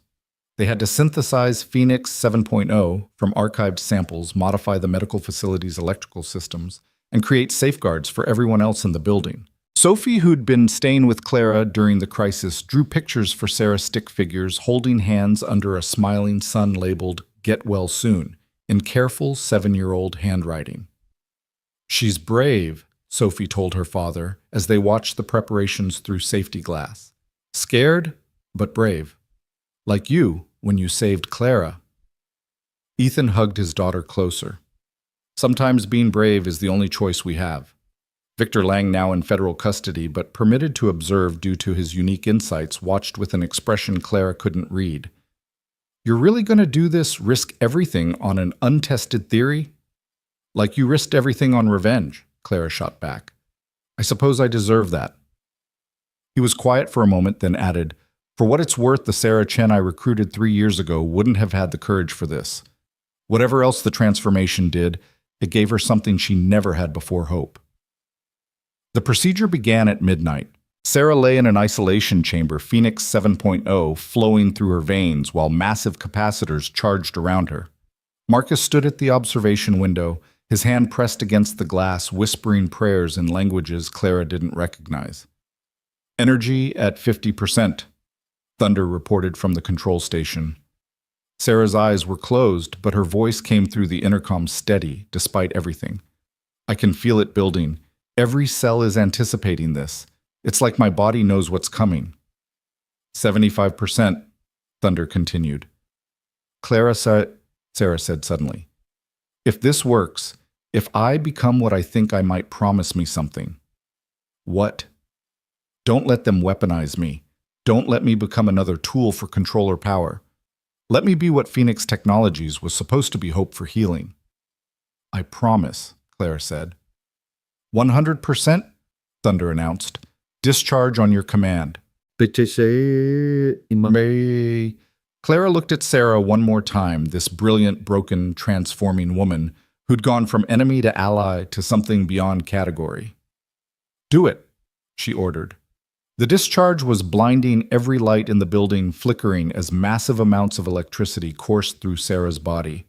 The Phoenix 7.0 in her system acted like a conductor, channeling the energy into every cell, every molecule, every atom of her being. For 10 seconds, it felt like hours. Sarah Chen ceased to exist as anything recognizable as human. She became pure energy, a being of light and possibility, her form shifting between states of matter in ways that shouldn't be possible. Then, as suddenly as it began, it was over. Sarah lay still in the chamber, unchanged to the naked eye, but radiating something that made everyone step back instinctively. She opened her eyes, and they weren't eyes anymore. They were windows to something vast and incomprehensible. I understand now, she said, her voice harmonizing with itself in impossible ways. Everything. The pattern behind patterns. The code that writes reality itself. She sat up, moving without moving, somehow being in multiple positions simultaneously before settling into one. The transformation is complete. I'm not human anymore, but I'm not inhuman either. I'm what humanity could become if we're brave enough. What are you? Marcus asked, tears streaming down his face. Sarah smiled, and it was both alien and absolutely her daughter. I'm potential dad. I'm the bridge between what we are and what we could be. She stood, and as she did, the monitoring equipment throughout the room began displaying impossible readings. Her cellular structure was in constant flux, adapting to each moment, each need. When she breathed, the air itself seemed to purify around her. The Phoenix formula, she said, turning to Clara. I can see what it was always meant to be. Not just treatment, but transformation. Not just healing, but evolution. May I... She reached out, not physically, but somehow, and Clara felt knowledge flowing into her mind. Formulas, processes, applications she'd never imagined. It was overwhelming and exhilarating, like seeing the universe's source code. This is what Phoenix Technologies should become, Sarah said. Not a company that owns transformation, but one that guides it. Helps humanity evolve at its own pace in its own way. That's beautiful, Clara said, but the world isn't ready for this. People will fear you, fear what you represent. Then we go slowly. We heal what can be healed with conventional Phoenix treatments. We save lives like Sophie's, and gradually, carefully, we introduce the possibility of more. Sarah looked at Victor through the observation window. Even for those who've lost their way. Victor, watching this unprecedented transformation, seemed to age another decade in minutes. I was wrong, he said quietly. I thought power came from control, from owning the future. But real power is enabling others to find their own futures. Pretty words from a dying man, Diana said coldly. Then let me make them more than words, Victor replied. I have resources hidden around the world. Money, connections, infrastructure. I'll give it all to Phoenix Technologies to support this work. Consider it penance. Clara wanted to refuse, but Sarah spoke first. Redemption isn't given, Mr. Lang. It's earned. Survive the modified Lazarus protocol, and then we'll see what kind of man you become. The offer hung in the air like a challenge. Victor, faced with his own mortality and the possibility of transformation, made the only choice he could. I accept, he said. The next days blurred together. Victor underwent a modified version of the Lazarus protocol, less dramatic than Sarah's transformation, but still unprecedented. He survived, though. What emerged was a man fundamentally changed. Not superhuman like Sarah, but renewed his body, repaired at the cellular level, his mind clear of the ambition and rage that had driven him to destruction. Marcus and Sarah worked together to refine the Phoenix treatments. Father and daughter united by science and something deeper. Sarah's transformation had given her insights that accelerated their research by decades, though she was careful not to push too hard too fast. Sophie became the first official success story of the new Phoenix treatment her asthma not just managed, but cured. The joy on her face when she ran for the first time without wheezing brought tears to even Victor's eyes. But it was the quiet moments that mattered most to Clara. Ethan teaching Sophie to ride a bike in the parking lot. Sarah learning to be human again by playing board games with a 7-year-old. Marcus and Victor, former enemies, working side by side in the lab. Even Nathan serving his sentence but contributing to the research through correspondence, finding redemption in small acts of service. 3 months after Sarah's final transformation, Clara stood in her office, their office now as Phoenix Technologies had become truly collaborative, watching the sun rise over Seattle. The city had recovered from the chaos, though rumors persisted about what had really happened in those terrifying days. "You're up early," Ethan said, entering with 2 cups of coffee. "Couldn't sleep, too much to think about." "The FDA approval." Among other things, Clara turned to face him.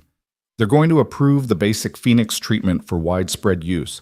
Within a year, every hospital in the country will have access. No more children suffering from severe asthma. No more families choosing between breathing and bankruptcy." "That's amazing, Clara. It's everything you worked for." "It's a beginning," she corrected. "Sarah showed us what's possible. Evolution, transformation, becoming more than our limitations. But are we ready for it?" Ethan set down the coffee and took her hands. "Humanity's never ready for its next step. We weren't ready for fire, for agriculture, for industrialization. But we adapted. We grew. That's what we do. And if we grow too fast, if Sarah's transformation spreads before we understand it, then we deal with it together, like we always have." Before Clara could respond, Sophie burst in, followed by Sarah, who moved with that strange, fluid grace that marked her as something beyond human. Sarah's going to teach me science," Sophie announced excitedly. "She says I could be a scientist like you and her and Grandpa Marcus." "Grandpa?" Clara looked at Ethan in surprise. He shrugged, smiling. "She started calling him that last week. Marcus nearly cried." Sarah knelt beside Sophie, her transformed features softening with genuine affection. "Everyone can be a scientist, Sophie. It just means asking questions and not being afraid of the answers. Even if the answers are scary. Especially then, that's when we learn the most." Sophie considered this with 7-year-old seriousness, then asked, "Are you scared of what you became?" Sarah was quiet for a moment, her enhanced perception probably seeing layers of meaning in the child's simple question. "Sometimes, but then I remember that butterflies are probably scared when they emerge from cocoons. Change is always frightening, but it's also how we become who we're meant to be." "I want to be a butterfly," Sophie declared. "You already are," Sarah replied. "You transform from someone who couldn't breathe to someone who can run and play. That's its own kind of metamorphosis." Clara watched this interaction, seeing the future taking shape, not in grand gestures or dramatic confrontations, but in small moments of connection and understanding. Phoenix Technologies had started as her dream of healing, become a battleground for control, and was now transforming into something neither she nor Victor nor anyone had envisioned a bridge to humanity's next chapter. "There's something else," Ethan said quietly, pulling Clara aside. "Diana called. They found more of Victor's hidden labs. Apparently he was funding dozens of research projects around the world, all focused on human enhancement. Is that a problem?" "Could be. Most of the researchers have agreed to work with Phoenix Technologies, but some have gone dark, taken their research and disappeared." Clara sighed. "So it's not over." "It's never over. There will always be someone who wants to use this technology for power instead of healing, but that's why we keep working, keep watching, keep protecting what we've built." Ethan pulled out a small velvet box, dropping to one knee right there in the office. "Clara Winters, you saved my daughter's life. You gave me purpose beyond survival.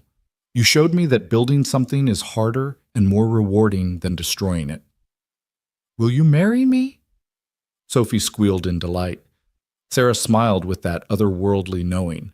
Even Marcus, who'd been quietly entering with morning reports, stopped in the doorway, his face bright with joy. "Yes," Clara said, not needing to think. "Yes, of course." As Ethan slipped the ring on her finger, a simple band with a small stone that somehow caught light like Sarah's transformed eyes, Clara realized this was what Phoenix Technologies had always been about. Not just the technology or the treatments, or even the evolution of humanity. It was about connection, about finding family in unexpected places, about choosing to build rather than destroy, to heal rather than hurt, to transform rather than remain static. "We should celebrate," Marcus suggested. "Breakfast.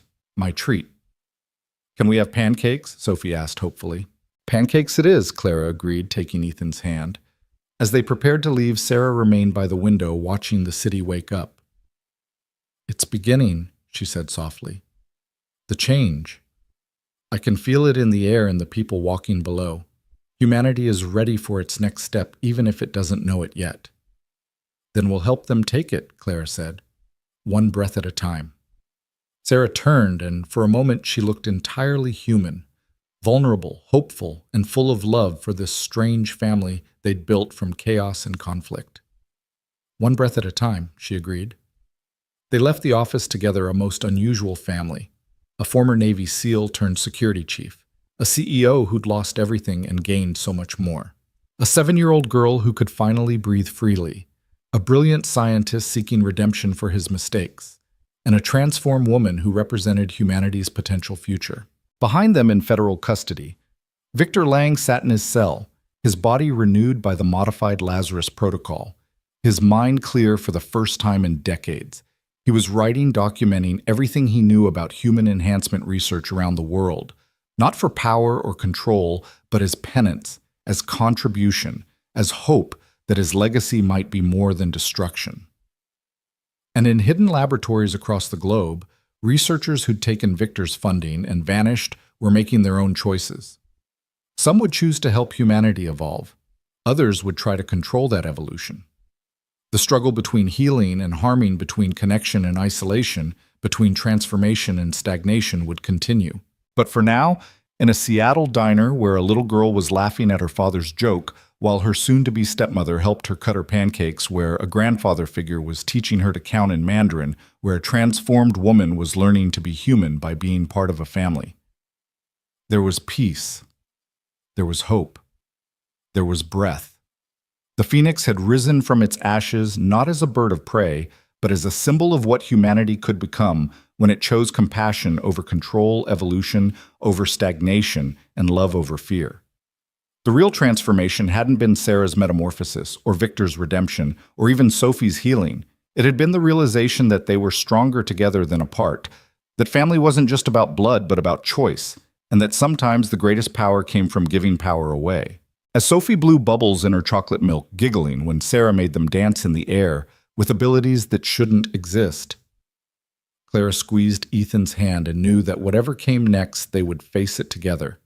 The future was uncertain, full of challenges and possibilities in equal measure, but for the first time in her life, Clara Winters wasn't afraid of uncertainty. She was excited by it, because uncertainty meant potential. And potential, as Sarah had shown them, was the most powerful force in the universe. The transformation was complete, but the evolution had just begun. The wedding was supposed to be simple. Just family and close friends in the rebuilt garden atop Phoenix Technologies, with Seattle's skyline as witness. But simplicity had never been Clara's strong suit, and with Sarah's transformation allowing her to literally make flowers bloom at will, the rooftop had become an Eden of impossible colors and fragrances that shouldn't exist in the Pacific Northwest's autumn. Sophie stood at the altar in her flower girl dress, breathing deeply and freely, still marveling 6 months later at the ability to fill her lungs without pain. She held the ring's simple bands that Ethan had made himself from metal, salvaged from the original Winters Tower, melted down and reformed into something new and stronger. "Daddy's crying," Sophie whispered loudly enough for everyone to hear, causing a ripple of laughter through the small gathering. Ethan wiped his eyes, not bothering to deny it, as Clara walked toward him, Marcus at her side to give her away. She wore her mother's dress altered and modernized, but carrying the history of another woman who'd chosen love over convention, who'd built something from nothing with her husband in a garage that would eventually become Phoenix Technologies.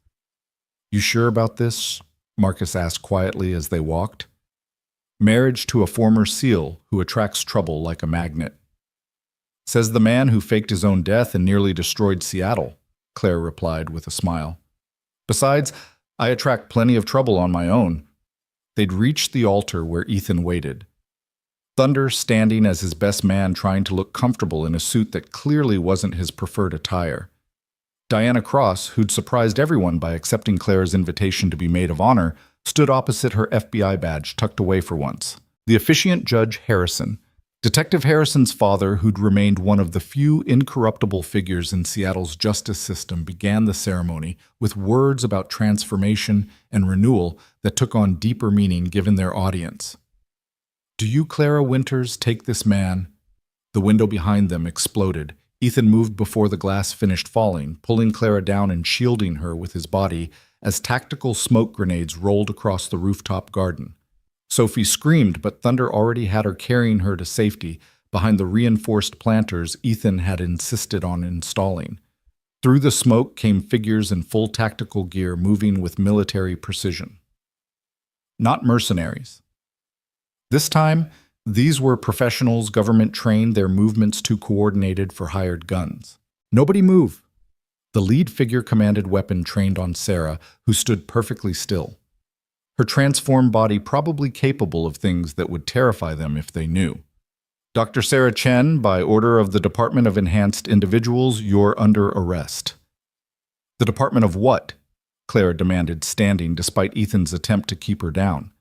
The tactical team's leader pulled off his helmet, revealing a face Clara recognized from news reports: General Patricia Huckle Hawkins, the president's special advisor on emerging threats. "The world has been watching Miss Winters," Hawkins said, her weapon never wavering from Sarah. "A human being transformed into something beyond classification, able to manipulate matter at the molecular level, possessing knowledge that could destabilize every government on Earth. Did you really think we'd just let her walk free?" "I'm not a weapon," Sarah said, her voice carrying that strange, harmonic quality it had developed since the transformation. "I'm not a threat. You're an unknown variable with the power to rewrite reality itself. That makes you the very definition of a threat." Hawkins gestured, and her team moved to surround Sarah. "Come quietly, and no one gets hurt." "No," Sophie said, breaking free from Thunder's protective hold and running to stand in front of Sarah. "You can't take her. She's family." "Sophie, get back," Ethan ordered, but his daughter stood firm, 7 years old and fierce with protective love. "She saved me," Sophie said to General Hawkins. "She taught me science and showed me how butterflies aren't scared of changing, and she makes the flowers dance when I'm sad. You can't take family away. It's not fair." Something in Hawkins' expression flickered. Perhaps she had children of her own, but her weapon remained steady. "I'm sorry, little one, but this is a matter of national security." "Actually," Victor Lang said, stepping out from behind the destroyed window frame, "it's a matter of international security." Everyone froze. Victor looked different than he had even a week ago. The Lazarus Protocol continuing to refine his cellular structure, making him appear younger, but somehow ancient, as if he'd lived multiple lifetimes and remembered them all. "Mr. Lang, you're supposed to be in federal custody," Diana said, her hand moving to where her service weapon would normally be. "I was, until about an hour ago when General Hawkins here arranged for my release." He smiled, but it wasn't the predatory expression Clara remembered. This was sadder, more knowing. "You see, the government needs someone who understands enhancement technology, someone who's been funding research into human evolution for the past decade. They made me an offer, help them control what's coming, and they'll commute my sentence." "You son of a—" Ethan started forward, but Clara caught his arm. "Wait," she said, studying Victor's face. "There's more to this." Victor nodded slowly. "The Department of Enhanced Individuals wasn't created because of Sarah. She's just the first one they've found. There are others, Ms. Winters. The researchers who took my funding and vanished. They didn't just take the money. They used it on themselves. on volunteers, on desperate people with nothing to lose. How many? Sarah asked her enhanced perception, probably already calculating the implications. 17 confirmed cases across 6 continents. People who can manipulate electromagnetic fields alter their molecular density process information at superhuman speeds, and those are just the ones we know about. Victor looked directly at Clara. Your Phoenix formula didn't just open the door to healing, it opened the door to human evolution, and that door can't be closed. General Hawkins finally spoke. Which is why we need Dr. Chen. She's the most advanced, most stable transformation we've encountered. Studying her could help us understand what's happening, maybe even control it. Study, Sarah said quietly. You mean dissect? I mean understand. This isn't about turning you into a lab rat, Dr. Chen. It's about preventing a war between enhanced humans and everyone else.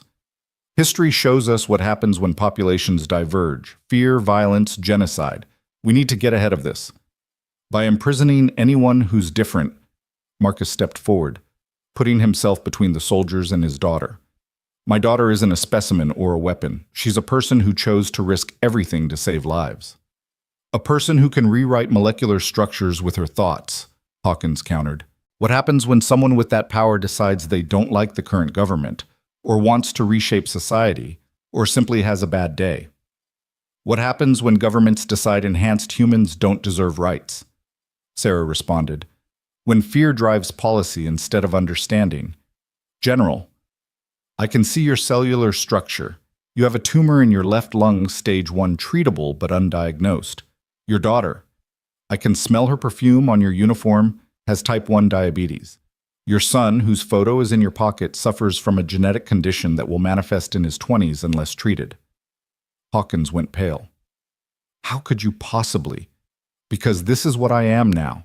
Not a weapon, not a threat, but someone who sees what needs healing. I could cure your cancer with a touch, rewrite your daughter's pancreatic cells to produce insulin naturally, prevent your son's suffering before it begins. But instead you point weapons at me and talk about control. The rooftop was silent except for the wind and the distant sounds of Seattle waking up to what should have been an ordinary Saturday. Sophie broke the silence. Why don't you just help each other? The simple question from a child hung in the air like an accusation. It's not that simple, Hawkins began. Yes, it is, Sophie interrupted with 7-year-old certainty. Sarah helps people and you protect people, so protect her while she helps. Then everyone wins. Victor laughed soft and genuine. Out of the mouths of babes. He looked at Hawkins. The girl has a point. What if instead of containment we offered cooperation? Elaborate, Hawkins said, though her weapon hadn't lowered. Phoenix Technologies becomes the official research center for enhanced individuals. Dr. Chen leads the program developing protocols for safe transformation, teaching others to control their abilities, ensuring that enhancement serves humanity rather than destroying it. Victor gestured to the assembled group. You have the perfect team. Claire's business acumen and ethical framework, Ethan's military experience and protective instincts, Marcus's scientific brilliance, my resources and, dare I say, reformed perspective, even Agent Cross's law enforcement connections. And Sarah, Clara asked. Sarah becomes what she was always meant to be, a bridge between what humanity was and what it's becoming. Victor met Sarah's transformed eyes, not hidden away in a government facility, but working openly, transparently, helping the world adjust to its new reality. That's asking us to trust the woman who nearly poisoned Seattle, Hawkins pointed out.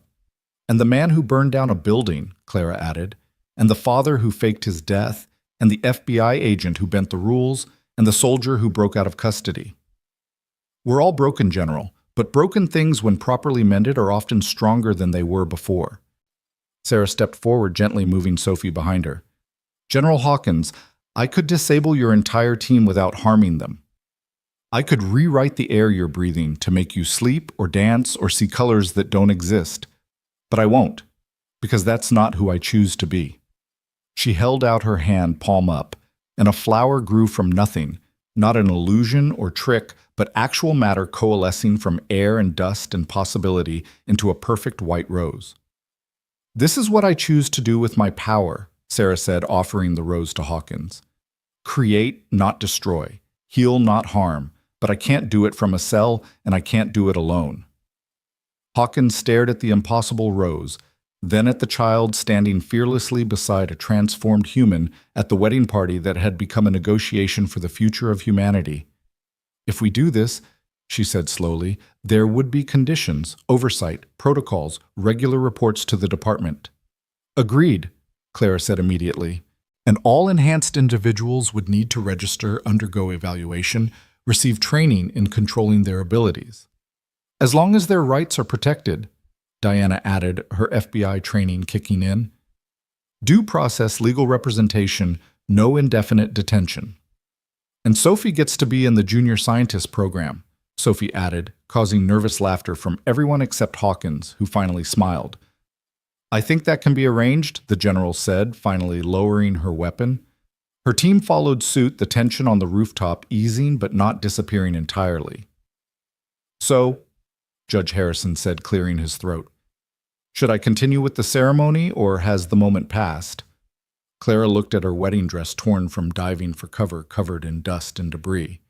Ethan's suit was similarly destroyed, and most of the guests looked like they'd been through a war zone, which technically they had. Perfect, she said, taking Ethan's hand. This is exactly the kind of wedding we deserve. Complicated, dangerous, and ultimately about choosing hope over fear. The ceremony resumed, though now, with General Hawkins and her tactical team as unexpected guests. Sophie insisted they stay for the reception, which had to be moved inside due to the destroyed windows, but which somehow became more meaningful for its imperfection. Sarah danced with Sophie, the little girl, standing on the transformed woman's feet, as they moved to music only they could hear. Marcus and Victor, former enemies, discussed the ethical implications of human enhancement over scotch that Victor had somehow procured despite being in federal custody hours earlier. Diana and General Hawkins compared notes on oversight protocols, finding common ground in their desire to protect both enhanced and unenhanced populations. And in the center of it all, Clara and Ethan slow danced to their first song as husband and wife, the Seattle skyline glittering behind them through the shattered windows. This isn't how I imagined our wedding, Ethan said quietly. Disappointed? Never. You don't marry Clara Winters expecting simple. He spun her gently, careful of her torn dress. Besides, we just negotiated the future of human evolution at our wedding. That's got to be some kind of record. The negotiation's just beginning, Clara reminded him.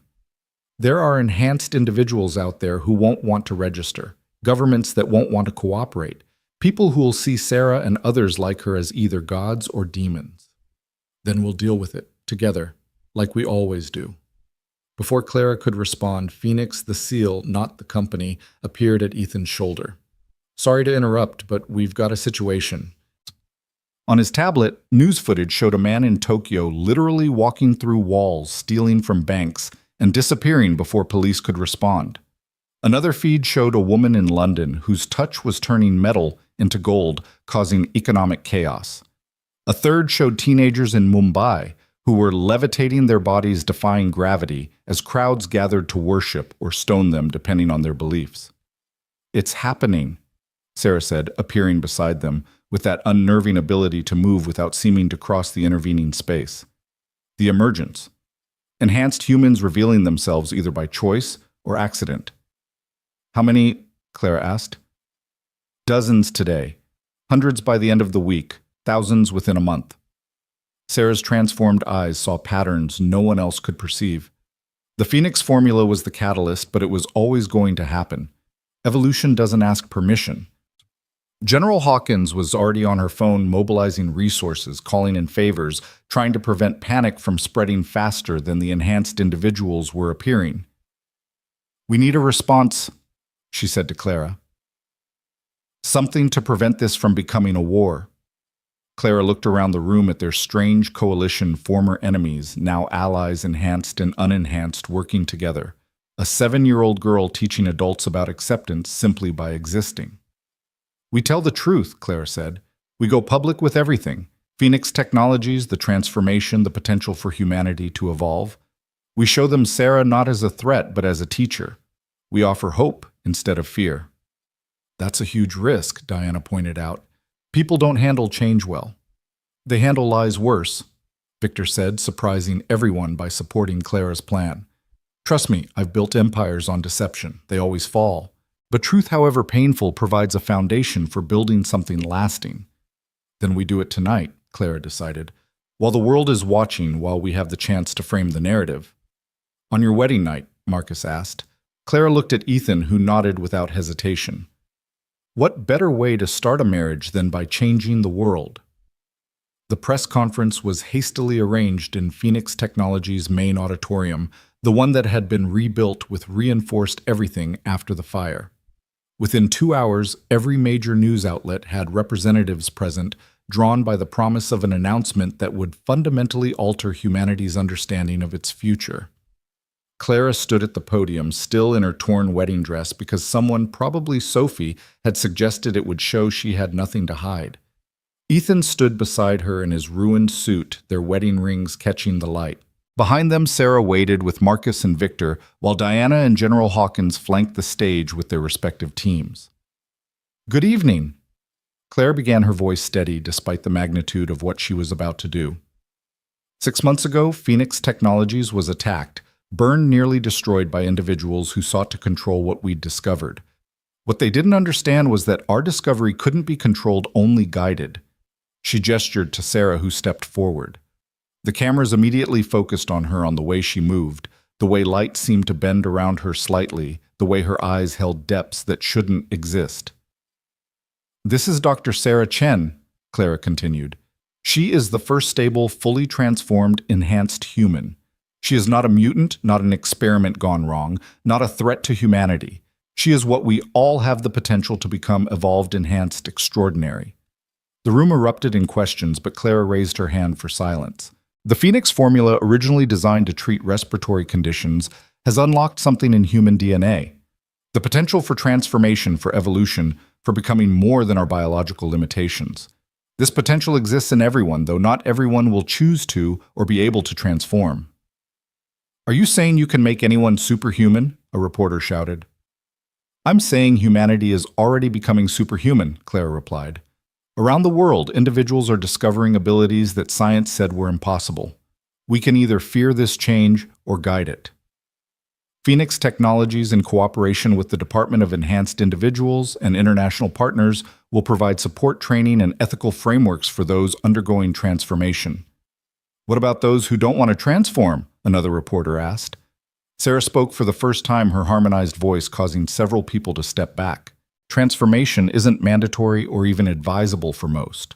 Evolution works through diversity, not uniformity. Enhanced and unenhanced humans will coexist, each contributing their unique strengths to our shared future. How can we trust you? Someone called out. You have godlike powers. Sophie, who'd been watching from the wings, suddenly walked onto the stage. Thunder started to stop her, but Ethan shook his head, letting his daughter approach the microphone that Sarah lowered for her. She's not God, Sophie said simply. She's Sarah. She gets sad when it rains too much and laughs at my daddy's bad jokes and can't figure out how to use the coffee machine even though she's super smart. Having powers doesn't make you not human. It just makes you human with powers. The press conference continued for another hour with demonstrations of Sarah's abilities, healing a reporter's chronic back pain with a touch, purifying contaminated water by restructuring its molecules, even creating a small aurora in the auditorium by manipulating electromagnetic fields. But it was Sophie's words that went viral, shared across every platform in every language. Having powers doesn't make you not human. The world's reaction was everything they'd expected and more. Fear and wonder, worship and condemnation, acceptance and rejection. Humanity's full spectrum of responses to change played out on a global stage. Some countries immediately banned enhanced individuals. Others offered them citizenship and resources. Religious groups proclaimed everything from the second coming to the end times. Scientists demanded access to study the phenomenon. Military organizations tried to recruit enhanced individuals for their own purposes. Through it all, Phoenix Technologies stood as a beacon of stability. Within a month, they'd established treatment centers in 12 cities, not to create enhanced humans, but to help those who were transforming naturally to understand and control their abilities. The junior scientist program Sophie had demanded became real teaching. Children enhanced and unenhanced alike, to see differences as opportunities for learning rather than reasons for fear. Marcus and Victor. Their past sins not forgotten, but transformed into purpose, led research into safe transformation protocols, ensuring that those who chose enhancement did so with full knowledge of the risks and benefits.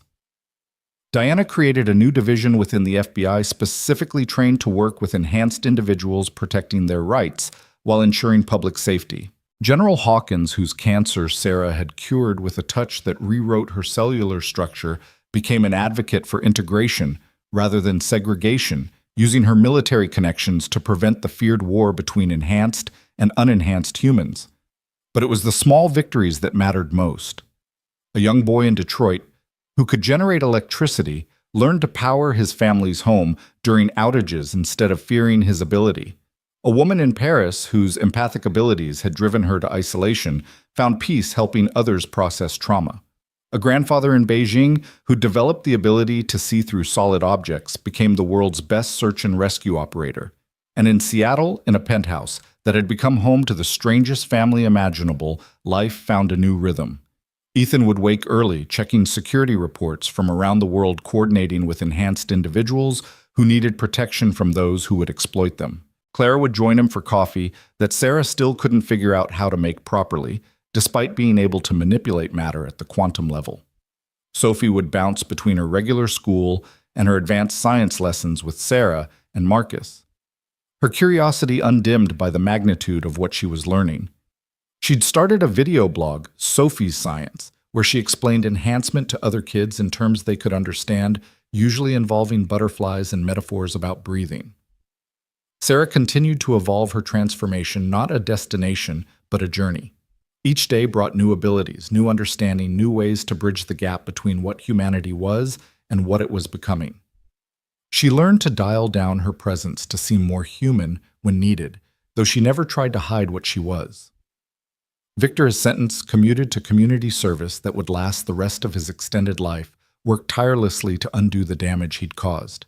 His resources, combined with Phoenix Technologies' innovation, funded enhancement centers worldwide. He and Nathan, who'd been released early for good behavior and his contributions to the research, formed an unlikely friendship based on shared redemption. Marcus found peace in seeing his daughter not just alive but thriving, using her abilities to help others. He published papers on enhancement ethics, becoming the moral compass for a scientific revolution that could easily have lost its way. 1 year after the wedding that had changed everything, they gathered again on the rebuilt rooftop garden. This time there were no interruptions, no tactical teams, no world-ending crises, just family and friends celebrating Sophie's 8th birthday. The guest list had grown. Enhanced individuals Sarah had helped through their transformations. Government officials who'd learned to see enhancement as an opportunity rather than a threat. Scientists from around the world working to understand humanity's new chapter. Even some former enemies who'd chosen reconciliation over continued conflict. Sophie blew out her candles, Sarah making them dance and swirl impossibly in the air before extinguishing, and made a wish she immediately announced to everyone. "I wish that everyone could breathe as easy as I can now." "That's not how wishes work," Marcus laughed. "You're supposed to keep them secret." "Why?" Sophie asked with genuine confusion. "If we all know what we're wishing for, we can all help make it come true." Clara and Ethan exchanged glances, marveling again at their daughters, and she was their daughter now, in every way that mattered, ability to distill complex truths into simple statements. "She's right," Sarah said, her voice carrying across the garden. "We've spent so much time keeping secrets, hiding our wishes and fears and dreams. Maybe it's time we shared them, worked together to make them real." "What do you wish for?" Clara asked her. Sarah was quiet for a moment, her transformed eyes seeing possibilities that stretched beyond normal perception. "I wish to remain human enough to remember why this matters. Power without purpose is just destruction waiting to happen. But purpose without power is just dreams dying slowly." She looked at each of them in turn. "You all keep me grounded, remind me why I chose transformation, not for power, but for the ability to help others transform." "Pretty heavy for a birthday party," Ethan said, but his tone was gentle. Every day is heavy when you're reshaping humanity, Victor added, raising his glass of Sophie's favorite pink lemonade. But that doesn't mean we can't celebrate the small victories along the way. Like what? Sophie asked. Like a little girl who couldn't breathe now blowing out birthday candles. Like a building that burned down now standing taller than before. Like enemies becoming family. Like Daddy not crying this time, Sophie interrupted, pointing at Ethan, who was definitely not crying, just had something in his eye. The party continued into the evening, enhanced and unenhanced individuals mingling freely.